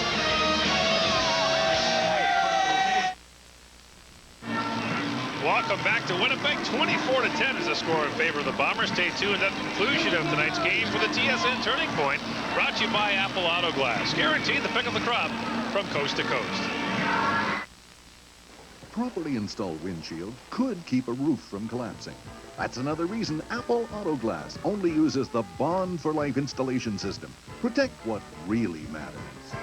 Apple Auto Glass. Back in Winnipeg, where a Toronto field goal has the Argonauts back within 2 touchdowns, and the field goal just barely happened. How important is the hold? Well, the snap gets inside on Paul Mazzotti. He gets it down, and look at this. With the palm of his hand. The one-hand hold. He didn't even bring that other hand in there. Gets it down with one hand for the field goal. You love those holders, don't you? First and 10 Bombers from the 35. Back to the ground to Blaze Bryant. And Bryant has a gain of 6 as he gets out to the 41-yard line. Well, it's interesting that you would say that, though, Gord, because I was talking to Terry Baker before the game, and he's been struggling this year, and asked him, you know, when you had your worst year as a field goal kicker, it happened to be your best year as a punter in Ottawa. Do you think that the punting part of the game has any problem with your field goals? He said no. It was the fact that he had 3 different holders in Toronto. You know, when they invent a machine to do that, all those holders will be out of work. I think I'll just change the subject. Not bad numbers there for Blaze Bryant. 2nd and 4. Play action. Slack's under pressure, and he is down. Don Wilson, who wasn't supposed to play this week, got in and stopped him. And Don Wilson forces a loss of 10 yards. The 9-year veteran, a 4-time All-Canadian. And Don Wilson has secondary contained responsibility. His first job is to make sure his back, which was Chris Johnstone, didn't get out in the pattern.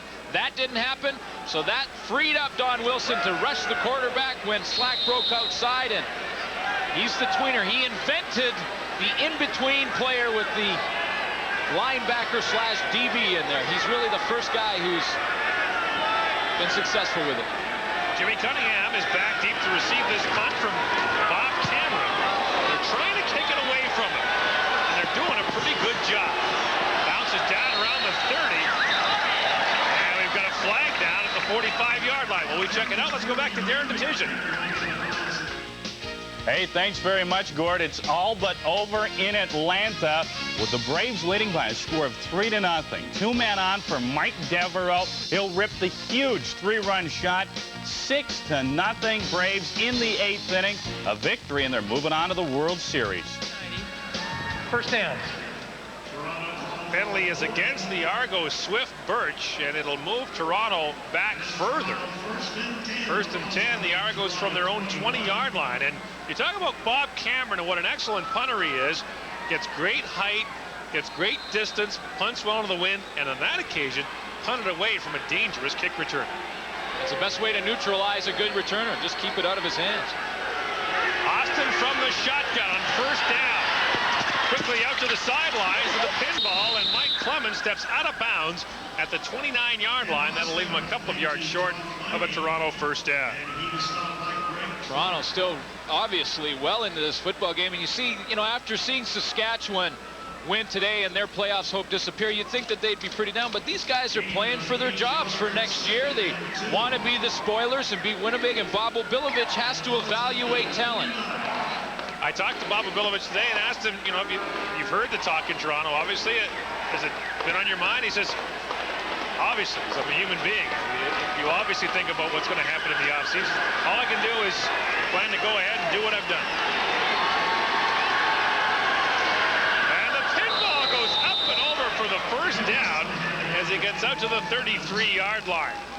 Obilovich maintains that the Argos don't have to make wholesale changes, that they still have the talent nucleus to be a contender. Absolutely, and when you got a guy like this, this is not an effort from a team that was just eliminated from the playoffs. Mike Pinball Clemens gives 100% every play, and he'll be around next year. 1st down, and the pass goes through the arms of Jeff Fairholm. Kelly Rush and Greg Clark were standing near him as the pass falls incomplete. It's like running through a minefield. You run that under route, and the Winnipeg Blue Bombers in a zone defense with linebackers with the abilities they have, and Greg Clark, and that time Kelly Rush from his end position actually dropped, got into the pass coverage. But boy, you run across there as a receiver, you're going to get hit. There's a great shot of Greg Clark right there.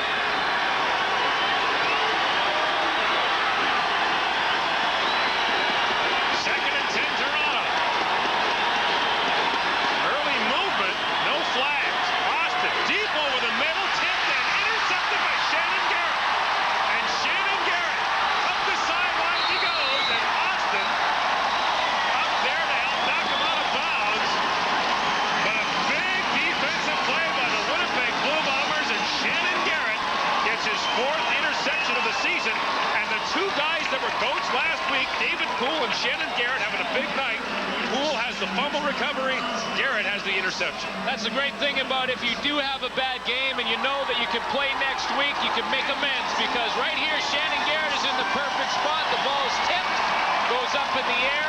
Ken Austin let that one get away. It was a little bit of a high throw, and Shannon Garrett takes it down the sideline. And Ken Austin forced to make the tackle. He sure is, and there he goes throwing it in there and getting Garrett out of bounds. When quarterbacks make tackles, it's more frustration than anything. 1st and 10 Winnipeg from the Toronto 22. Look at the time to Reggie Slack. And now he just slings it out there, and it is almost intercepted the other way. Is jumping up to make the play was Marcelo Simmons. And he almost got that on the 2nd try. Well, in the first half of the game, Reggie Slack was making the good decision. When he didn't have a guy open downfield, he'd pull it down and run. Now you see Slack, again, good coverage by the Argos, but this time Slack's throwing it, and obviously Wilcox cannot come up with that play. Tommy Henry right in front of him and right in Slack's vision. So a ball that Reggie Slack shouldn't have thrown. I got to tell you, I don't understand the call. You've run the ball on them all night long, and then you throw deep on 1st down.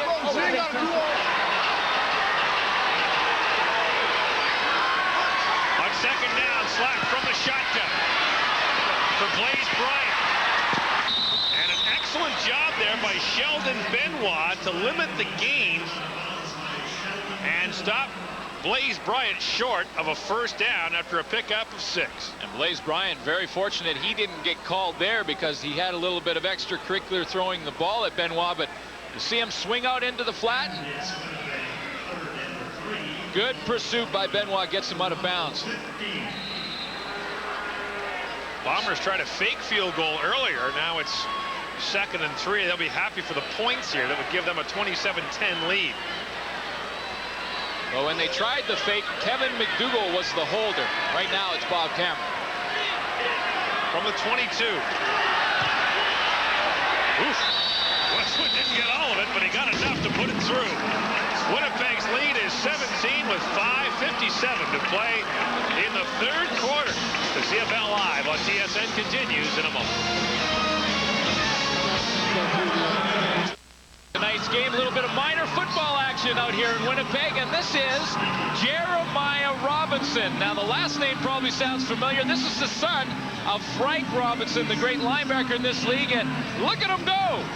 Big touchdown for Jeremiah Robinson. I talked to Frank before the game. He told me his son had 25 touchdowns in 7 games in this minor football league, and there is Frank Robinson. Played a few years here in Winnipeg, was a great linebacker for Hamilton. In fact, a member of the team that went to the Grey Cup in '89, and boy, that chest was puffed out when he told me about his son's 25 touchdowns. Funny, Greg Mons, the player personnel director for the Memphis Mad Dogs, is here tonight. He was watching that game. I said, you gotta be kidding, they're 10 years old. You're scouting already? Might have a good one there in Robinson. Option by the Argos, and Clemens is snatched up. And did he get whacked? It was a team meeting at Mike Clemens. Kelly Rush was there. John Moten was there. Greg Clark was there. And poor Mike Clemens was at the bottom of it all. You know, when you scout against Mike Clemens, you say one guy's not going to get him on the ground. He's too elusive. So you got to have that gang tackling ability. And look at Moten get out there, and you can see the gang. There's Kelly Rush and Greg Clark. Wow, that's a lot of tenacity hitting you when you're only 170 pounds in Mike Clemens. Loss of a yard for the pinball. 4 receivers to the far side of the field. Austin looks back this way, and almost a circus catch by Clemens, who I think did about a 120-degree spin there. Spun around a couple of times and couldn't make the catch. Well, that's the second time that Ken Austin has been so close in hitting his speedy running back out of the backfield. And again, the matchup is there. Clements on linebacker Greg Clark, and Clements has him beat. But because he has to look over both shoulders and change back, he just loses sight of the ball and goes through his hands. See the frustration in the guy who threw. Terry Baker's punt taken by Alan Boyko at the 40. And Boyko goes out of bounds at the 47-yard line. And that's where the Bombers will start. 4:46 to play in the third quarter, 27-10. The Bombers lead the Toronto Argonauts in a 7-yard return by Alan Boyko. Next week, the Memphis Mad Dogs take on Toronto. You think Pepper Rogers might have a thing or two to say? Now, just imagine this scenario. The Memphis Mad Dogs go 9-9, miss the playoffs. Winnipeg goes 7-11 and gets in. You think Pepper might have a thing or two to say about that? I can't wait. First and 10 Bombers from their 46. Slack can't find anyone open.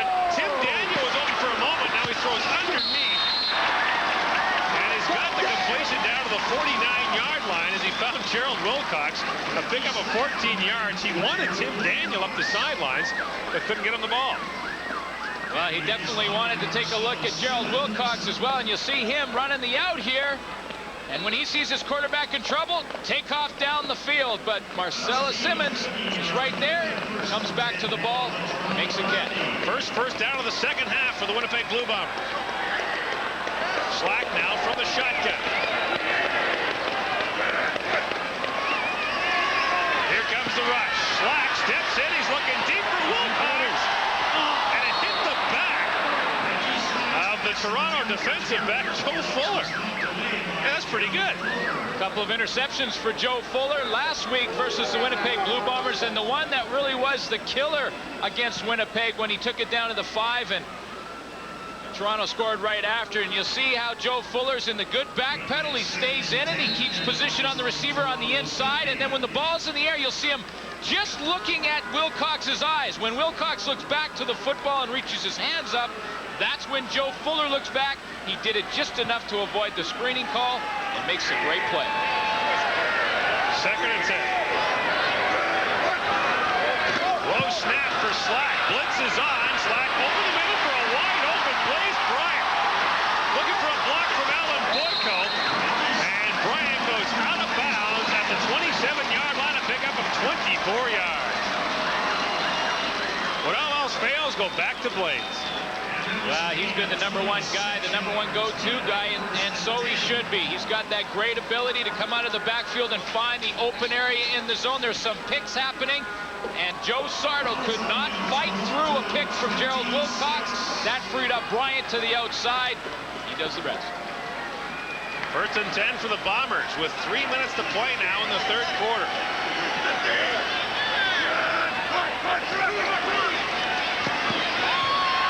Slack over the middle, and he was looking for Milt Stegall, and look at the flags fly. Ken Walcott, the safety man, was there on the coverage, and it's flag day down the goal line. Well, this will be interesting. I'll take a look at this, because whether or not that ball was catchable, I mean, the question here is, was this a catchable football? It looked like it was well overthrown. Forward pass interference. Corner number 24, 1st down. You'll see it's coming right over the middle, and it'll be in the top of your screen.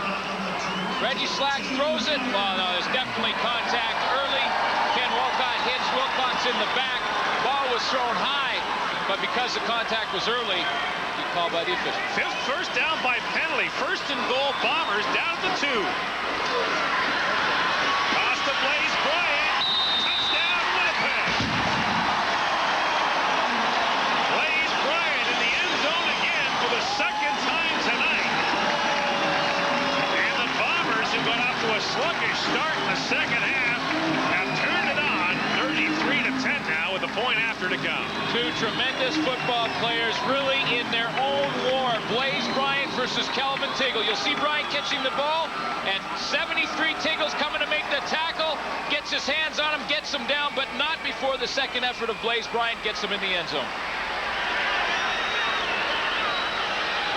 Blaze Bryant now has 5 touchdowns in his last 3 games. Troy Westwood puts the point after through, and the Bombers, who led by 24 at the end of the 1st half, have their 24-point lead back with 2:05 to play in the 3rd quarter. We talked about that running game and the little shovel pass, which is considered a pass, but is definitely part of the run package. Bryant's contribution to this football game, and we also have to give credit to that big offensive line of Winnipeg Blue Bombers, averaging over 300 pounds. You see them surge forward. McNeil pulls to the left, number 57, gets the kick-out block with Chris Johnstone helping him out a little bit. Then it leaves it just one-on-one with Tiggle against Blaze Bryant, and so far tonight, Blaze Bryant's won the battle. You know, the consistency in the offensive line for Winnipeg, they had to make some changes due to injuries. Got Miles Gurrell and Chris Welby finally back in their tackle positions where they are most comfortable playing, 2 future Hall of Famers in this league, and finally seeing some real stability in that offensive line. Troy Westwood to kick it off. Jimmy the Jet Cunningham is out there, along with the pinball. This is the Jet from the 6. Full head of steam. And he tight ropes his way up the sidelines, out across the 40 to the 41-yard line. He does cause people to hold their breath every time he touches the football. The Subway scoring drive, 5 plays, 64 yards, and Blaze Bryant caps it off with a 2-yard run, but virtually every Winnipeg scoring drive in this game has been helped by a critical penalty. And on that occasion, it was Ken Walcott, pass interference, to put the ball down at the 2. And it's a little bit ironic considering last week when it was Winnipeg that had the key penalties that kept drives alive for Toronto, and was a big reason why the Argos pulled off the upset last week. So now Austin's going to bring his team back again, looking deep, and it is over the head of his intended target. He was looking there for John Morton. And the eyes tell it all, don't they? If that doesn't tell you the story of Toronto's season, nothing will. The eyes tell it all. Just when he starts to think that his offense is starting to run the way he likes it, like he saw last week, had a real good game, threw for 67% last week and had a couple of touchdowns versus Winnipeg, and really felt like he was starting to click. Came into this week as the 13th ranked quarterback in the Canadian Football League. But I'll tell you what, he's a guy with a ton of talent, and I have a Grey Cup ring on my finger because of what he did in Saskatchewan in '89. Over the middle, Morton got it hammered. Corus Irvin unloaded on John Morton. And oof. Forrest Irvin, the man they call the snowman here in Winnipeg, for reasons I'll explain in a moment. And what a hit, Forrest Irvin. You know, he's got the great experience. He has 9 career interceptions, spent some time in Hamilton. You see, he really puts the hit on. You see, Jeff Fairholm is the injured player. He came sliding through at the end of that play. Forrest Irvin played for the Hamilton Ticats in a playoff game here in Winnipeg a couple of years ago, and the fans were throwing snowballs. Forrest Irvin objected to it, went up into the stands, and took after the fans. He's been the snowman here ever since. How ironic it is now that he is a Winnipeg Blue Bomber. But Jeff Fairholm is the focus of attention now on the field as he is down at the 50-yard line, and they're checking the left knee. Well, take a look. We'll take a look right here. Here's Jeff Fairholm, and we'll follow him through this play and see exactly what does happen to Fairholm as he's coming on that crossing route.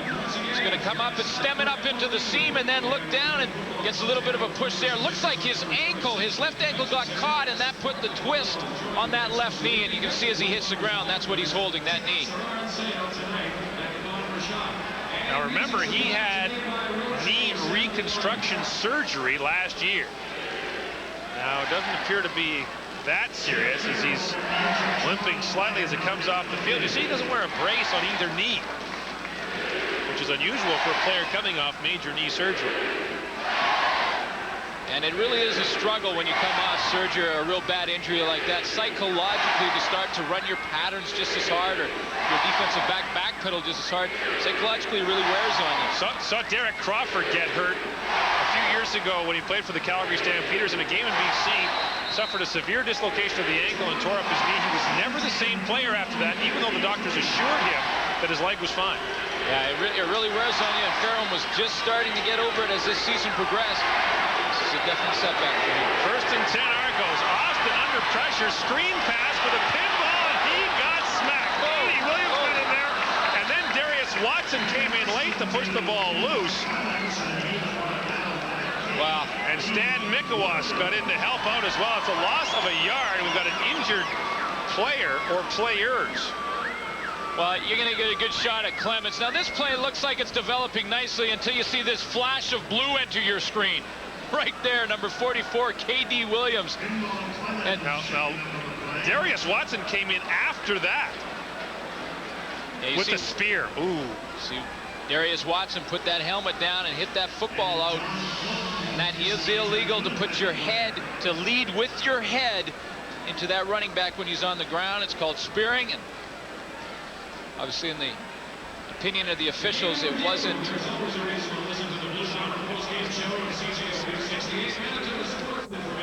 And Mike Clemens is slow to get up. That was well after Clemens was down. Take another look at it here. Right there, Clemens goes down, and then here comes the helmet. Sort of caught the ball and Pinball's head, but I think it's this arm, actually, that Pinball is holding, his right arm. Well, you hate to say it. That's a dirty play. And I'm sorry to say that, because Darius Watson's a good player who's had a good year for the Winnipeg Blue Bombers, but that's dirty. I mean, that's one of the marquee players in the Canadian Football League, and Mike Clemens. And he got speared while he was down. And there's nothing he can do to defend himself. And there's no penalty on the play because the officials didn't see it. And there's another player down at the 51-yard line, still receiving medical attention.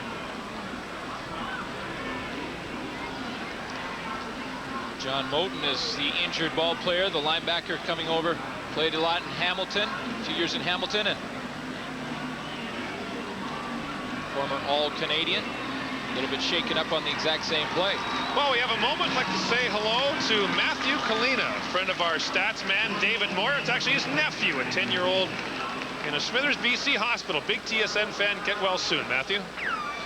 You saw K.D. Williams. There's Moten flying through and then going down. It looks like Greg Clark, his own guy, got a piece of his hip, and it looks like that John Moten's going to get a little bit of what they call a hip pointer. Shot right on the hip, and it's awful painful. Pinball says on the sidelines that he'll be all right, and he'll be back. Nice to know. The loss of a yard. It's 2nd and 11, Toronto. Looking deep up the sidelines, and the pass well out of the reach of Jimmy the Jet Cunningham, who came into the game with 12 catches for 131 yards in just 5 games. We got a flag down late, down at the 40-yard line. And it was Some extracurricular. I think Kelly Rush is involved. George keeps turning the microphone on. Now watch him shut the mic off. Down. Major foul, unnecessary roughness. Toronto number 59. It is third down. Unnecessary roughness to call against Pierre Percival. That's unusual to see. Well, he was in a fight with Kelly Rush after the fact, and there was some pushing and shoving going on. And it's always the retaliation that they catch. Percival was the guy who retaliated. 163 yards in penalties to the Toronto Argonauts. We're told from the Toronto sidelines that Jeff Fairholm will be all right. Terry Baker is back to punt. Should be the final play. It was almost blocked. Alan Boyko with the catch at the 40. Looking for somewhere to go, and he loses a couple on the return as Sheldon Benoit gets down to make the stop. That is the final play of the third quarter. 34-10. Winnipeg Blue Bombers lead Toronto.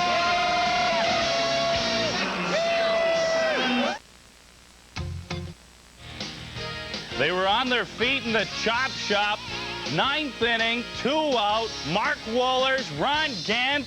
The Atlanta Braves are going to the World Series for the 3rd time in 4 years. They sweep the Cincinnati Reds 4-0. 6-zip, the final tonight. Let's get you back to Winnipeg.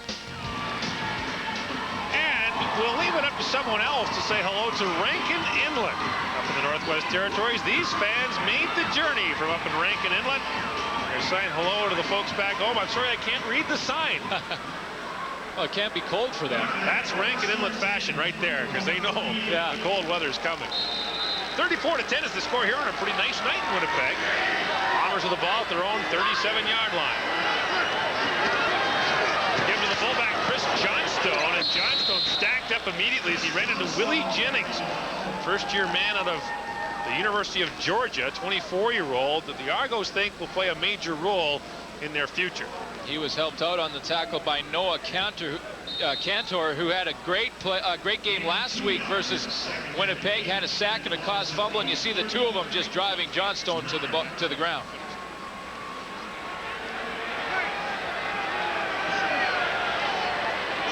Gain of a couple on the play and slack to the shotgun. Slack with lots of time. Underneath goes to Blaze Bryant. Bryant will be stopped well short of the first down as Tommy Henry came up to make the stop. And the Winnipeg Blue Bombers will be at least 5 yards short of another first down, so the punting unit will come onto the field. We're told that Jeff Fairholm is all right, but likely won't play the rest of the way. Going for 50. I got 50 yards if he waits 1 second. That's the second time. You know what? Receivers are like 7-Eleven. They're always telling you how they're open all night. Oh, yeah. He says, give me 1 more second. I'm open by 50 yards. If I had wheels, I'd be a wagon. Yeah. 4 years on the sidelines, I heard nothing but receivers saying how they were open and linemen saying how they didn't hold the guy. That punt by Terry Baker bounces down around the 40. And the Jet, Jimmy Cunningham, picks it up. Flags are down for no yards. He gets out to the 45-yard line after a 26-yard punt. The numbers through 45 minutes of play tonight in Winnipeg. Well, the Bombers still have the edge, especially in rushing, 102-43. And look at the penalties, 11 for 163 to the Toronto Argonauts. But the next call is going against the Blue Bombers. No yards.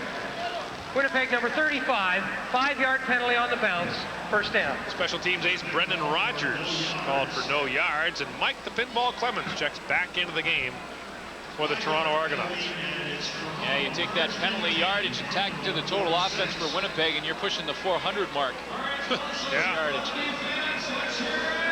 Well, if the Argos are going to do something, it's going to have to be now. And look at that helmet of Pinball Clemens. Has he had some kind of night, you think? 6 feet tall when this game started. They throw it underneath, get it to Jock Climby just shy of midfield up at the 53. It's a pickup of 7 yards. And Mike Clemens does it all for the Toronto Argonauts, even when he doesn't have the football. Sure does. Small guy, but he plays huge. He comes up in there and puts a nice block on Kenny Walker, a little bit of a cut block, but when you only stand 5'6", and Kenny Walker is up there at 6'3", cut block's basically all you can do. He won a game for him down in Memphis on a special teams play, knocking a guy out of bounds. Sure did. Great play. And here comes the pinball. Bounce forcing his way down to the 45-yard line for a Toronto first down.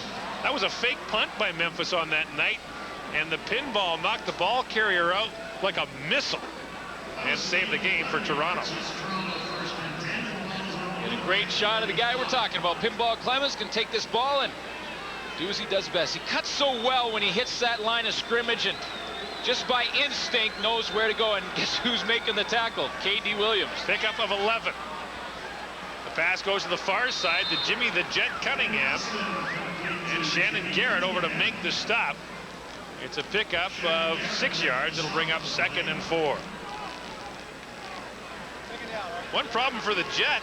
It's been a long year. He was in NFL training camp, and now he's been here for 6 games. And a lot of first-year players aren't used to playing so many games. Yeah, he says sometimes it feels like he's running in sand because he's got that long season. He just can't get his legs back. But when we saw that long punt return he had called back, it sure looked like he had his legs there. Austin gives it off to the pinball, and Kelly Rush gave him the rough ride as the pinball got down to the 35. That'll leave him a yard short of a Toronto first down. And there is some serious conversation going on the football field. And Paul Mazzotti in the middle of that. Paul Mazzotti has a size 28 waist. Don't go messing with Kelly Rush. Well, you know, Paul Mazzotti was saying, listen, make the tackle, but you don't have to do the extra twisting of the body that Kelly Rush did on Pinball Clemens. But for Kelly Rush, I mean, you got to look at this guy and say, hey, when you're chasing around Pinball Clemens all day and you can't get him because he's so elusive, when you do get your hands on him, you want to give a little bit of the extra business. Argos are gambling on 3rd and a long yard. Pinball outside, and he's got lots of room to go. And he gets thrown down hard by Darius Watson. Is there ever a play when the pinball doesn't pay the price? He gets down to the 26-yard line for a Toronto first down. There's not very many plays where he stays down either. He pays the price, he takes some big hits, and he jumps right back up, gets back in the huddle, and asks for the football again. You're going to get a good look at it right here. Takes a good, see the cut to the outside is all instinctive. There was nothing up in the middle there. He bounces outside and is fighting for those extra yards. On first down, the Argos go to the shotgun from the 26. Here comes the rush. Austin under pressure, looking deep to the end zone. And too far for John Climbey. Corus Irvin there on the coverage. And what you see there is the result of John Moten running right over Kent Austin. I mean, right over him. And Austin is asleep on the field. You see the hit right there in the chin. Now you notice that last week Ken Austin wore a different face mask. On Monday he wore what they call the 3/4 cage that goes down under your chin, and he had that special molded chin strap. Well, this week he went back to his quarter face mask, which doesn't cover nearly as much of his face, and that time it looked like John Moten got him right on the chin, which wouldn't have happened had he been wearing the old face mask. Well, either way, face mask or not, with a hit from John Moten at 6'1", 230 pounds, I mean, it doesn't matter what kind of mask you have on, that's going to hurt, and we may see Marvin Graves. 10-14 to play in the 4th quarter. Winnipeg leads Toronto 34-10.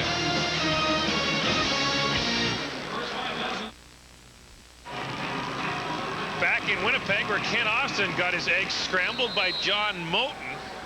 That shows you the toughness of Austin. He stood in there to deliver that pass and took a huge hit.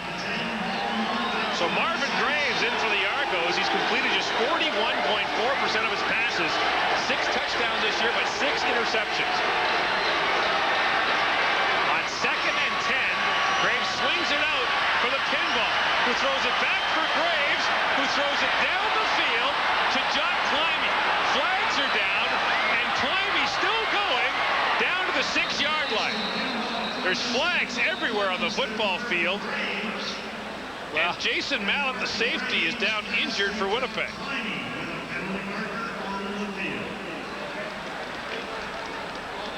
Looks like it's going against. I don't think you can do that. I don't think you can throw the ball twice. Not 2 forward passes, yeah, no. You can't throw it forward twice. Whether or not Pinball's throw was a lateral is illegal forward pass. Toronto number 31. Well, this was definitely. Repeat the down. definitely not a design play, but you'll see right here. Now Marvin Graves is going to dump it off the pinball. This one, that is definitely a forward pass. He threw it from behind the white stripe. So now Clemens can't throw it back. Now Clemens can't throw it if it's backwards in a lateral, and it was. But that second pass by Marvin Graves is the second forward pass, and that's where it became illegal. So it's 2nd and 20 now for Graves and the Argos. Time for Graves initially, but now he goes down. Greg Clark got him, and the Argos now pretty much on a field goal range, and there's a late flag now. Well, after the play, a flag comes down. Well, it's right back where the sack occurred now. And the Bombers indicating it's against Toronto, which would end any hope of a field goal try. Major foul, unnecessary roughness. Toronto number 61 after the play. 15-yard penalty will be third down. John Terry, the left tackle, first-year man of Livingston College, gets called for unnecessary roughness, and the Argos, who were at the Winnipeg 34, are now back at their own 49. 61 was at the left of your screen there, and he just went out of the picture. You see Graves has no one downfield. Greg Clark heads it right up the middle and gets in his face. Brendan Rodgers coming from the outside as well. That's Terry pushing Rodgers right to the ground. That's who Terry Baker is forced to punt. Here comes the rush. Baker gets a great kick away. This is Alan Boyko. Dropped the ball at the 2. And he gets bumped down at the 7-yard line. 8:59 to play in the fourth quarter. Winnipeg leads it by 24.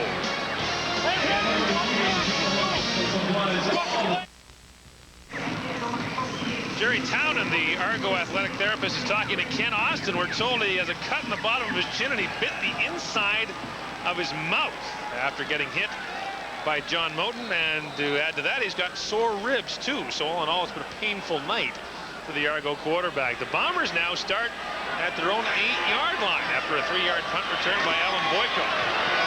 And the give to Blaze Bryant. Look at Blaze Bryant go out across the 20 to the 25-yard line. Let's go back to Ken Austin, though, because this probably shouldn't have happened.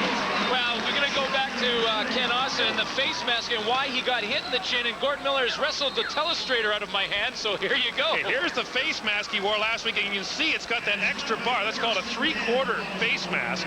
Now he goes back this week to what they call the 1/4 mask. So if he was wearing his old mask, it would have gone down right like that.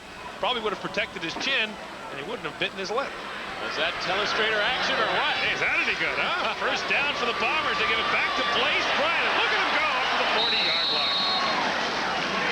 Well, the last 2 plays in a row for Blaze Bryant. He's got to go up and thank his offensive line, and primarily the left side with Miles Gurrell and Brett McNeil opening huge holes. Gains of 20 and now 12 yards for Blaze Bryant. Really, Bryant just had to run straight ahead on both those runs because you could have Chris Walby could have ran through some of those holes. Okay, maybe not Chris Walby. Let me pick another offensive lineman. Don't pick Miles Gurrell. Here's Blaze Bryant moving his way up.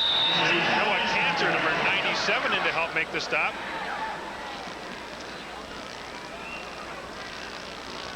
While the Bombers playing for their playoff lives scored 3 touchdowns in their first 3 possessions. Blaze Bryant has 124 yards offense and a couple of touchdowns. The Argonauts have been victimized by a load of penalties. In fact, those 3 drives that resulted in touchdowns, those first 3 were all helped by penalties. Now, should the Winnipeg Blue Bombers make the playoffs this year and go into the postseason, 2 things are developing that is going to help them. Strong defense and a good running game.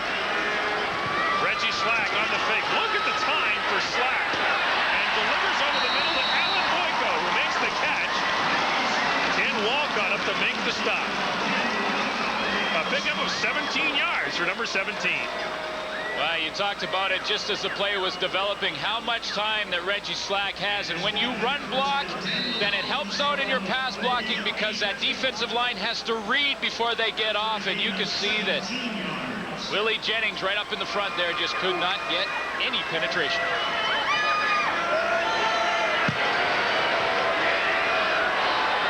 First down, Winnipeg.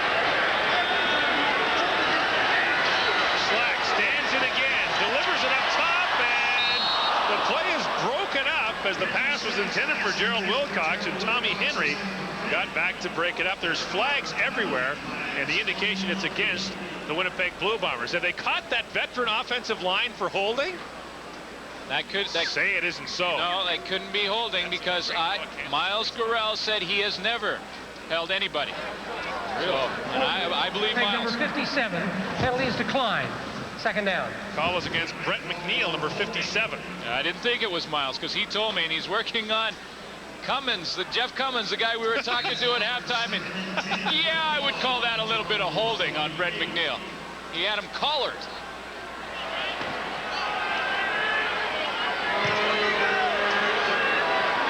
Now brings up second down. And you remember that same play again. Now they shove it underneath for the backup tailback, Matt Pierce, and he doesn't get much. It'll bring up third down. We talked about the holding call against Winnipeg. Noah Cantor had a great game last week for the Toronto Argonauts, but he complained bitterly about being held all the time by Miles Gurrell. He's a first-year player, and Noah came off the field and said, man, that Miles Gurrell holds me on every down. And the Argo veterans were like, no kidding. So finally, Cantor said to the official, hey, how long you got to be in the league before you get a call against this guy? And the official apparently turned to him and said, 18 years wouldn't hurt. That's how long the other guy's been in the league. Well, yeah, I mean, most offensive linemen will tell you they never hold, but all you have to do is watch game film to see it happens on almost every play. Bob Cameron in the punt, and play is called before the snap gets up. Miles Gurrell once told a referee after a holding violation. call. Winnipeg number 6. He was called for holding on the first possession. He says, if you call that all night, we'll be here all night because I'm going to do it every play. So you go ahead and call it every time. Thank all Canadians for watching me for 18 great years. Had a great time. I love having a good time in Canada. Greatest fans in the world. Have you ever been held in a game or held anybody? Oh, no. Occasionally somebody will put their hands on me and I'll put my hands on them. It's just a friendly way to say hi. Okay. Well, that's the line of the game right there. Okay, Miles, you lie to your friends and I'll lie to mine. There's Jimmy the Jet Cunningham from the 5. I think he got a clip there, but he's up the sideline. And look at the Jet go. Bob Cameron is the lone man back. No shot. Jimmy Cunningham's gone. No flags. 100 yards. Touchdown. Wow. He had a 109-yard return called back earlier. And Jimmy the Jet Cunningham has his third punt return touchdown of the season in just his 6th game. I think he thought there was a flag. Yeah, well, he sure was running like there was no flag because he took off, and boy, does this guy have some talent. You know what? New Argonaut record. 3 touchdowns on punt returns in a single season. Jimmy Cunningham just said it. Mike Pinball Clemens said before the game, this guy is the real deal. He says, this guy can do it all. And Obilovich told me before the game that not since the entrance of the Gizmo, Henry Williams, has he seen a player who can single-handedly make it happen. On kickoff returns, he's got the highest average in the league in just his 7 games. 19.3 yards, excuse me, on punt returns. And boy, like you said, Gord, when he gets his hands on the ball, everybody holds his breath. The point after is good, too. The Toronto Argonauts down by 17 after the Jet strikes in Winnipeg.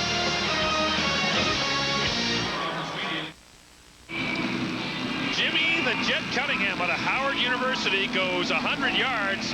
Did he get helped by a clip, Clint? Well, you be the judge, you be the referee, right? The top of your screen on the left, right there. Kelvin Tiggle hits Smith and knocks him down. Now the question is, did he hit him in the back or did he get his head around to the front and hit him on the side? If he gets his head around the front, it's no penalty. Obviously, that's the way the officials saw it. And I tell you one guy who's pretty happy that's the way they saw it. Cunningham. I'll tell you what, Ross Perrier, the supervisor of officials, I mentioned it earlier, is upstairs with us. He just watched the replay. He says no clip. I disagree with him, though. But you know what? Ross only officiated in the league for like 28 zillion years, so I'll give him credit for knowing more about officiating than I do. A lot.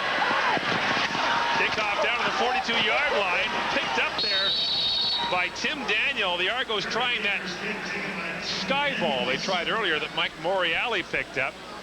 That wasn't a clip, eh? Okay.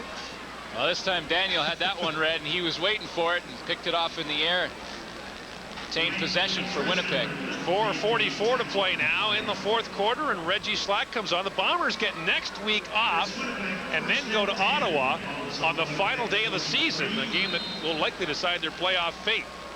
And look at Jimmy Cunningham. He's already over 1,100 all-purpose yards. He's playing his 6th game. Argo fans, get that number, 86. Make a note, because he's going to be a star that you'll enjoy for a long, long time.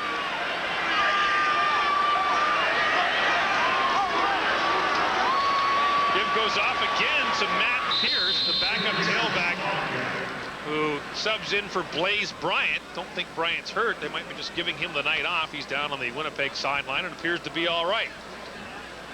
So Cal Murphy may be emptying his bench a little bit late in this football game.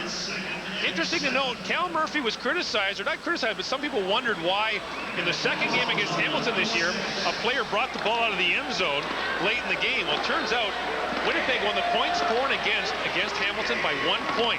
And if there's a three-way tie between Hamilton, Saskatchewan, and Winnipeg, that point would get the Bombers in the playoff. And somehow Cal knew it would all shake down that way. Slack over the middle of Gerald Wilcox, and Wilcox has a first down as the Bombers get into Toronto territory at the 48-yard line. And we talked a little bit about how it works out. It's pretty easy to explain. The Bombers can't lose again. Now, Saskatchewan is at Calgary and at BC. That is a tough way to go. Winnipeg has Ottawa remaining. Hamilton plays Ottawa next week. You've got to think, and I'm sorry, Ottawa, but you got to think Hamilton's going to beat the Eastern Riders. Well, definitely favorite. Although a lot of people thought Calgary would go in and walk over Saskatchewan today. Slack over the middle for Wilcox, who turned the wrong way, made the catch anyway, and got down to the 15-yard line. Wilcox actually looked over the wrong shoulder, but made the catch.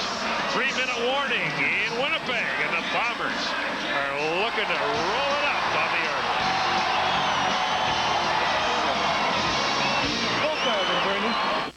The 8-8 Memphis Mad Dogs are in Toronto next week, trailing Birmingham by 4 points in the race for the final playoff spot in the Southern Division. And Gerald Wilcox with a great catch here for Winnipeg. Is this not the Gerald Wilcox that we're accustomed to watch play football? He's running the corner. That means he looks over his outside shoulder, that right shoulder. But Slack throws it to the inside.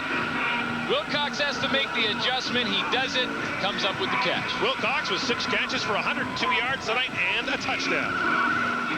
Loves to play against Toronto. You know, last year versus Toronto, he had 260 yards and 3 touchdowns in 2 games against the Argos. Had 118 yards last week versus Toronto and have another big game tonight. On first down, Slack steps up, throws underneath for Blaze Bryant, dropped the football, and Calvin Tiggle gave him the hit just for emphasis. Well, now I'm starting to think that maybe Cal Murphy and the defensive coaches for the Winnipeg Blue Bombers just said to Blaze Bryant, okay, we're going to throw the ball to you a lot, and number 73 is going to be the guy that's trying to get you. Toronto, of course. Look at Cal. He's still barking into that headset. I mean, those two have been head-to-head all game. Bryant has got a couple of touchdowns in the game, and Tiggle has put on some tremendous hits. 2 great pros going at it. What a night for Reggie Slack. On second down, look at the time. Slack, end zone, and incomplete, looking for Gerald Wilcox. And the pass was broken up by Joe Fuller. Bob Obilovich thinks this is another bright spot of a tough season, is that he finally thinks he's got the secondary in there that he feels comfortable with. And Joe Fuller, the acquisition from the Shreveport Pirates, had 2 interceptions last week and then makes a nice close and breaks up that pass. And Joe Fuller was in Saskatchewan, a teammate of mine for quite a while. Great athlete, can play halfback and corners, got 4.2 speed in the 40. Troy Westwood with the field goal. I think he hit that table when they shoot off there. 37-17, the Bombers lead. Let's go back to their division. Hey, thanks very much, Gord. The NLCS might be over. The ALCS, we're all tied up at 2 games apiece. Seattle goes down swinging tonight. Embry gets the K. Cleveland wins it. 7-zip. Series tied at 2. Game 5 tomorrow in Cleveland. What if if Charlie Sheen will come out of the bullpen for the Indians in that game. You know, Tom Berenger behind the plate. Bob Uecker's doing the game, so why not? Just a bit outside. The question is, who will they play in the World Series? Well, we know that. Atlanta. They play Atlanta, yeah. They won tonight. Yeah. Well, they're in. Yeah. Who's on the other side? That's what we're talking about. Yeah. That's what I'm saying. Like Cleveland brings Charlie Sheen out of the bullpen. Who do you think is going to be? Oh, I see. In the World Series is my question. I think Cleveland. A tribal winner. Although I understand that your hometown of Vancouver has really adopted the Mariners. Absolutely. It's the Cinderella season, and they beat my Yankees, though. I'm very upset. City of Vancouver has got behind them. Beat my Yankees out. I'm very disappointed. I wasn't. Ryan Westwood with the kickoff. And they're kicking it away from the Jet to the pinball. Nicknames abound. And the pinball's got him over, too. He gets up to the 42-yard line with 2:25 to play. CFL Live, brought to you in part by People, bringing people closer for over 75 years. Marvin Graves into the game for the Toronto Argonauts. I just got to say, you just said that Fuller ran the 40 in 4.2 seconds, okay? Yeah. When Leroy Burrell set the world record in 100 meters, he was at 40 yards in 4.3 seconds. Are you telling me that Joe Fuller is faster than Leroy Burrell? I guess over 40. Joe Fuller. Graves, and look at this, what a catch! John Morton, and he is gone. Touchdown, unbelievable. 68 yards, Marvin Graves comes off the bench and throws a touchdown pass just like that. And Marvin Graves, you kind of see him behind Kenny Walker. There's got a little bit of a smile on his face because he says, hey, I don't know how it happened. We just called a curl pattern there about 15 yards downfield. I wanted John Morton to curl it up. I was just going to throw him there for a nice little gain, and all of a sudden, we got a touchdown. It's just a great individual effort by Morton to fight his way to the football. He caught the back end, and then is that focused to the goal line? Look at that concentration. He's not looking anywhere. He's just got to get back there, get that piano off his back, and get in the end zone. First CFL touchdown for John Morton out of Western Michigan. Bad snap on the point after, and it misfires. Well, so it remains 37-23. You see his shot right there. Marvin Graves is going to say, hey, how did you do that? Let's do more of that. Here comes Fairholm to congratulate Morton on the play. And Ken Austin's just going to be, hey, Morton said, hey, I caught that? Ken's saying, wait a minute. Now, I've thrown him curls before. You never caught him like that. He never went to the end zone. What's up? So anyway, just to finish the thought on Joe Fuller. Yeah. I mean, players inflate their 40 times. Well, I've never met a player at any position that runs more than a 4.4. And most defensive backs will tell you they're 4.2, 4.3s. Well, Joe Fuller told me he's a 4.2. I believe it. And you listen to guys about their vertical jump, you'd think they could jump over a car. And you said it perfectly about my 40 time when I played. Forever. Exactly. What a catch, though, by John Morton. There's Joe Fuller right in the background right there. He says, I would have got there in 3 seconds. So now, what do the Argos do? Short kickoff, the sky ball, what do you do? Oh, absolutely, short kickoff. But do you do that little, thingy up in the air? No, you got your hands in there. That thingy up in the air. The sky ball. Sky ball, I couldn't think of it. Okay, well, it's up high. And it is caught by the ball. Darius Watson comes up with the catch, and he's, of course, on the hands team. And here's another look at the touchdown by John Morton. What a grab. It sure was. He just fought for that football and wrestled Shannon Garrett to get it, caught the back end of it, and then showed some great acceleration and good speed to outrun Corus Irvin and David Poole to the end zone. So some definite highlights for Toronto fans to look forward to for the next football season. It's next year country for Toronto. Next year time. Just wait till next year. Yeah. Well, they stunk the joint out this year.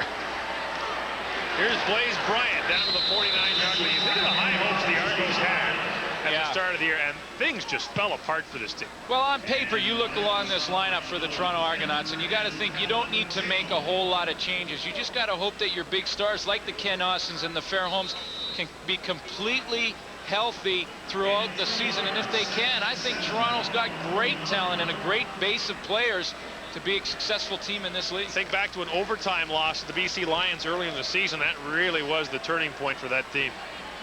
Absolutely.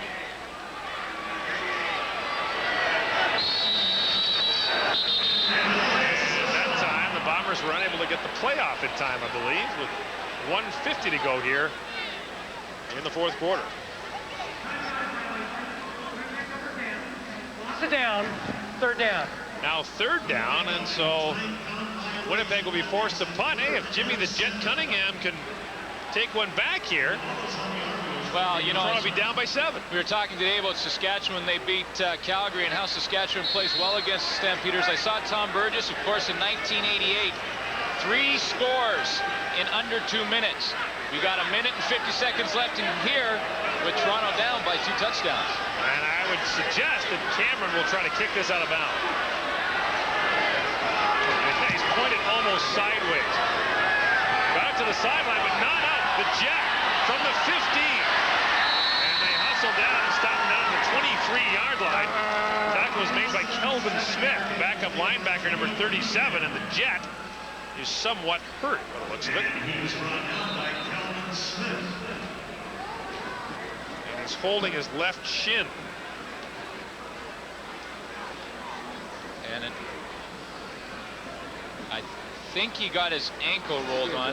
There's Stan Mikowas, longtime Bomber veteran. He was honored at the half along with Miles Garrell. Stan recently played his 200th game in the Canadian Football League, all for Winnipeg. Miles played his 300th, and the Mikowas and Garrell families were out there as the 2 players were honored by team captains Chris Walby and Bob Cameron. Stan Mikowas, one of the real good guys you'll ever meet in the Canadian Football League. Just a hard-working guy who doesn't get a lot of credit, and I always like to point out whenever I see him, he scored a touchdown in the 1984 Grey Cup game. Big Miles won the Grey Cup with Hamilton back in 1986.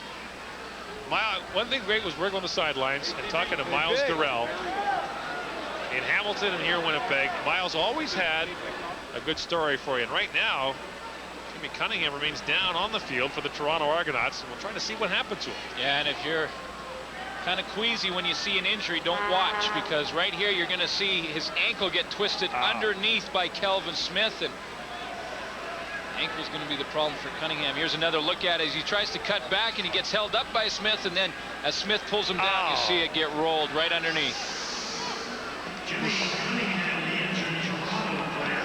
But I tell you what, when you're talking about, you know, when a hit like that and something has to give, either the knee or the ankle is going to give when your foot is planted on the artificial turf and you get rolled on.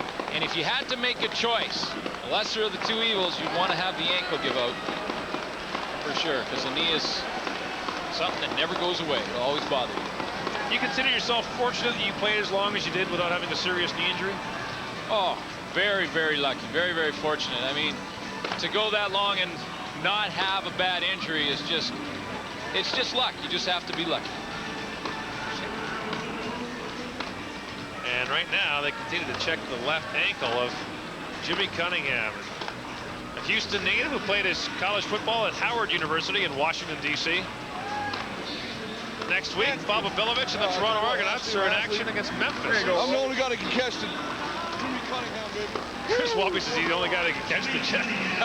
The Argos and the Mad Dogs as Pepper and gang go to Toronto to try to keep their playoff hopes alive, and they're carrying Jimmy Cunningham off the football field. Well, we hope it's not too serious. Nothing that a week's rest or so won't do to help get it back, but it doesn't look good from this point. Wait, just hope it's the kind of thing that doesn't require surgery or anything that would have long-term effects. Absolutely. Argos from their own 22. Marvin Graves remains in at quarterback, but why not? Well, that time he hit the backboard. Kenny Walker might have got his hand up and knocked that one down. Well, Kenny Walker and K.D. Williams were both in there, and not sure who actually got the paw on it, but take a good look at it here. Marvin Graves is going to try and dump it over the middle, and See Kenny Walker, 99 on the rush, and he gets that big right hand up there and knocks it down. Kenny Walker is deaf, acquired from Calgary. And they've got him living with a deaf family here in Winnipeg, and that's a huge advantage for him. Flags are down. Looked like Winnipeg moved early. Mike Morreale takes the pass from Marvin Graves and gets out to the 49-yard line. Jason Mallett got up to make the stop. Looks like offside was the call against Winnipeg, so the game will stand. It was 27 yards. Yeah, Kelly Rush was offside from the right of the defensive front. And offside, Winnipeg number 90. Penalty is declined. First down. 1:28 to play here in the fourth quarter. I once saw the old Sacramento franchise, now San Antonio, scored 3 touchdowns in the BC Lions in about 2.5 minutes. Oh, yeah. And the last 2 were in a minute and a half. Graves from the shotgun. And Graves gets it over there for Dwayne Dimitrition. Dwayne Dimitrition, a former CIAU star with the University of Saskatchewan and the University of Calgary. Dimitrition won the Vanier Cup, in fact, with the Saskatchewan Huskies back in 1991. He gets out to Winnipeg territory at the 53. The clock now running at 1:13. Graves. Kenny Walker all over him, and Graves just threw that one away, and the flag that the officials threw actually hit him. So he'll know there's a penalty, as he just gassed that one away. And it's a sack as well for Kenny Walker. Intentional grounding, Toronto number 7. Third down. So it's loss of down for Toronto. That's 2 back-to-back good plays for Kenny Walker. He got his hand on that one throw, and now here he gets on the pressure of Marvin Graves. Fighting through Chris Giaskis' block and then gets him down the ground. Graves has no choice but to throw it away and hope the official gives him the benefit of the doubt, but not that time. So Terry Baker will punt. Alan Boyko is back deep to receive, along with Mark Ricks. Good kick by Baker. This is Ricks from the 25. And Ricks gets up to the 32-yard line. Loose ball. And the Argos say they've got it. They do. The Argos recover it at the Winnipeg 38-yard line with 52 seconds to play.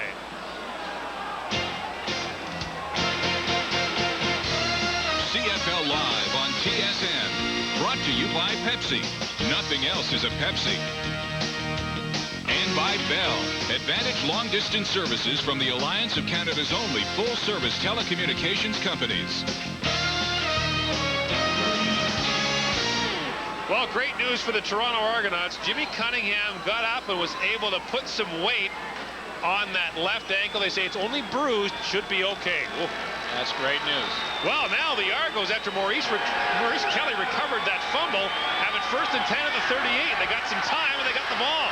Over the middle they go. Complete to Jock Climie down to the 16-yard line. Climie unable to keep his balance, or he might have gone further, and now the Argos have the ball down deep with 45 seconds to go after pickup of 23 yards. That catch by Climie went back against his body to make the catch. Wow.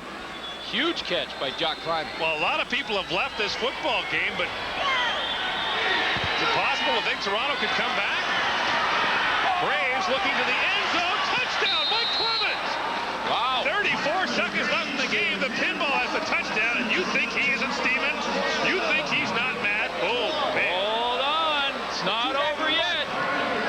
They've been trying to get the matchup all game. Toronto has been getting Mike Pinball Clemens one-on-one on the linebacker Greg Clark. Twice they were inches away from completions, but this time the result was different. Clemens was in behind Clark again, and this time the ball is right on the money. Touchdown Toronto. A 15-yard touchdown for Mike Clemens, and now the Argos, who missed a convert earlier, get the point after try, which would bring them within 7. And if they hadn't missed that convert earlier, if they score again, the touchdown would be for the win. And they blew it again. Oh, but they got it through. Got it through. Unbelievable. Bad snap again. Pierre Virtual does the long snapping. I think it was a bad snap again. Mazzani was able to get it down, and Baker just got it through. Oh, man. That was a funny-looking kick. It just went through. Went through sideways and just caught the corner of the uprights. But now look at this, though. The Toronto Argonauts with 34 seconds left will try the short kick again.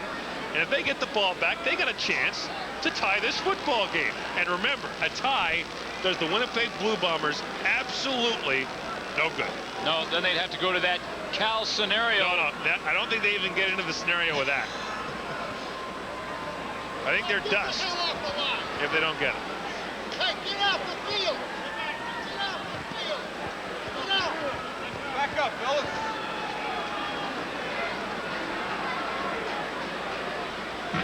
Cal's even directing our cameras. I'm not sure it was our camera or there's some other people there. I think his players were kind of creeping out towards the sideline, and he doesn't need an extra penalty there, so he's keeping the players well back to that sideline.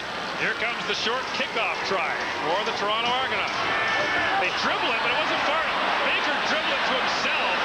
Every official on the field threw the flag. Well, the ball has to go 10 yards. It only went 6 or 7 before Terry Baker picked it up. Be an illegal kick, and Winnipeg will regain possession of the football right there at the 42-yard line. Well, that wasn't exactly well executed. Well, this, you know, in the onside kick routine, the kicking team has to let the ball go 10 yards, obviously, but the defensive team does not have to. Yeah, exactly. So it's an illegal kickoff, and Winnipeg will just take possession at the 42. Here's the kick. You see he's going to just try to top it over. It goes about 5 yards there, takes a bounce, and he grabs it. Mental lapse by Terry Baker, and that's pretty much it for Toronto. Well, now Slack downs the ball with 29 seconds to play. If the Bombers used their, or the Argos used their timeout, I don't recall them calling a timeout in the second half. They are now. They're using it right now. So the Argos call time. Now, with 29 seconds left, they're able to stop the clock. So the Bombers will have to give Toronto the ball. What's Cal yelling about? I'm really surprised that Cal didn't just run the ball, hoping to get a few more yards and kick a field goal that would definitely put this game out of reach. Now, they're going to have to run a play here, and then, if they don't get the first down, they'll have to kick it away. And right now, it would be a 51-yard field goal attempt by Troy Westwood. I don't think they'd even bother with that. Would they just punt it away? Probably try and punt it. Because if they missed it, Toronto would get the ball at the 44, yeah. Skiers had everything, huh? Oh, Matt Pierce breaks through the defense. Forget about it. Matt Pierce, touchdown. How about that? That tells it all right there. Matt Pierce with the touchdown. His first of the season. And only the fourth of his CFL career. Well, the offensive player of this game has to go to 5 of them. The 5 offensive linemen for the Winnipeg Blue Bombers, because Matt Pierce took that ball and ran straight down the field. Kevin Robson on the left side. You see the great block right there. See big Chris Johnstone kicking out, and off to the races is Matt Pierce. Basically didn't even have to throw a move. There was such a big hole. Matt Pierce with the longest run of his career. 44 yards for the touchdown. And right when the head coach of the Toronto Argonauts thinks he has a chance to come back and maybe steal this game, that happens, and this is your reaction.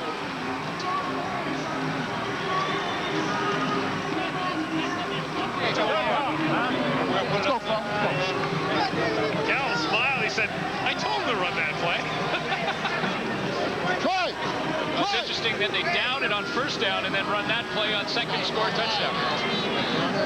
We don't want that damn thing to run back on. Okay? So pick it up high about the 35-yard line. Okay? You see Troy Westwood there? He gave Cal a little salute. Oh, the inmates are running the asylum again in Winnipeg. Well, the instructions to Troy Westwood was to does not let the ball end up in the hands of any of the Argo return men. Right now, Clements is back there, and he does not want the ball in number 31's hands. Kick it high, kick it short. One of those big wedge guys to try and return it.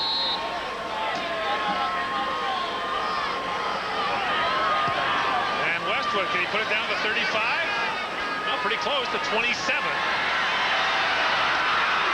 comes the pinball. And Cal Murphy said he didn't want it brought back. Well, the pinball gets it down to the 48-yard line with 10 seconds left. Not that the Argos are going to score twice in 10 seconds, but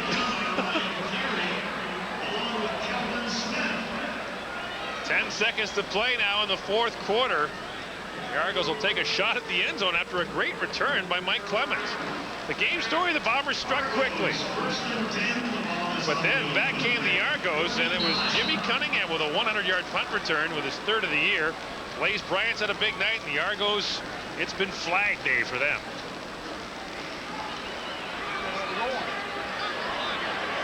And the Argos have players lined up about 30 yards beyond the line of scrimmage. They're just coming in your picture now.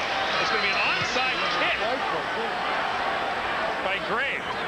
Flags down. It's fielded by Jason Mallet up to the 20. And I wonder what the flag is. It's down deep behind the Bomber defense. And it's against Winnipeg Blue Bombers. I think they had too many men on the field. George Black's going to work it out here, but that was the onside kick attempt, and those three guys you talked about that were wide. Too many men. Winnipeg. First down. Good call, Gord Miller. Well, too many men for Winnipeg, so Toronto gets another shot at it. But it was the onside kick attempt. Three guys out wide, stay behind the kicker, which was Marvin Graves in that instance. He kicks it. Those three guys can't recover the ball in the air. They're onside. Wow. So Toronto with 1 second left. Is there a 14-point play? I don't know of one. Well, the Winnipeg Blue Bombers have kept up their end of the bargain. They will now wait and watch the Saskatchewan Roughriders play twice. Marvin Graves is going in the end zone. There's about 12 guys down there, and it gets knocked down. So time runs out, and the Winnipeg Blue Bombers have done what they needed to do. They won. So now they've got a hope that Saskatchewan loses twice. Then, if they win their last game of the year, Winnipeg will go to the playoffs.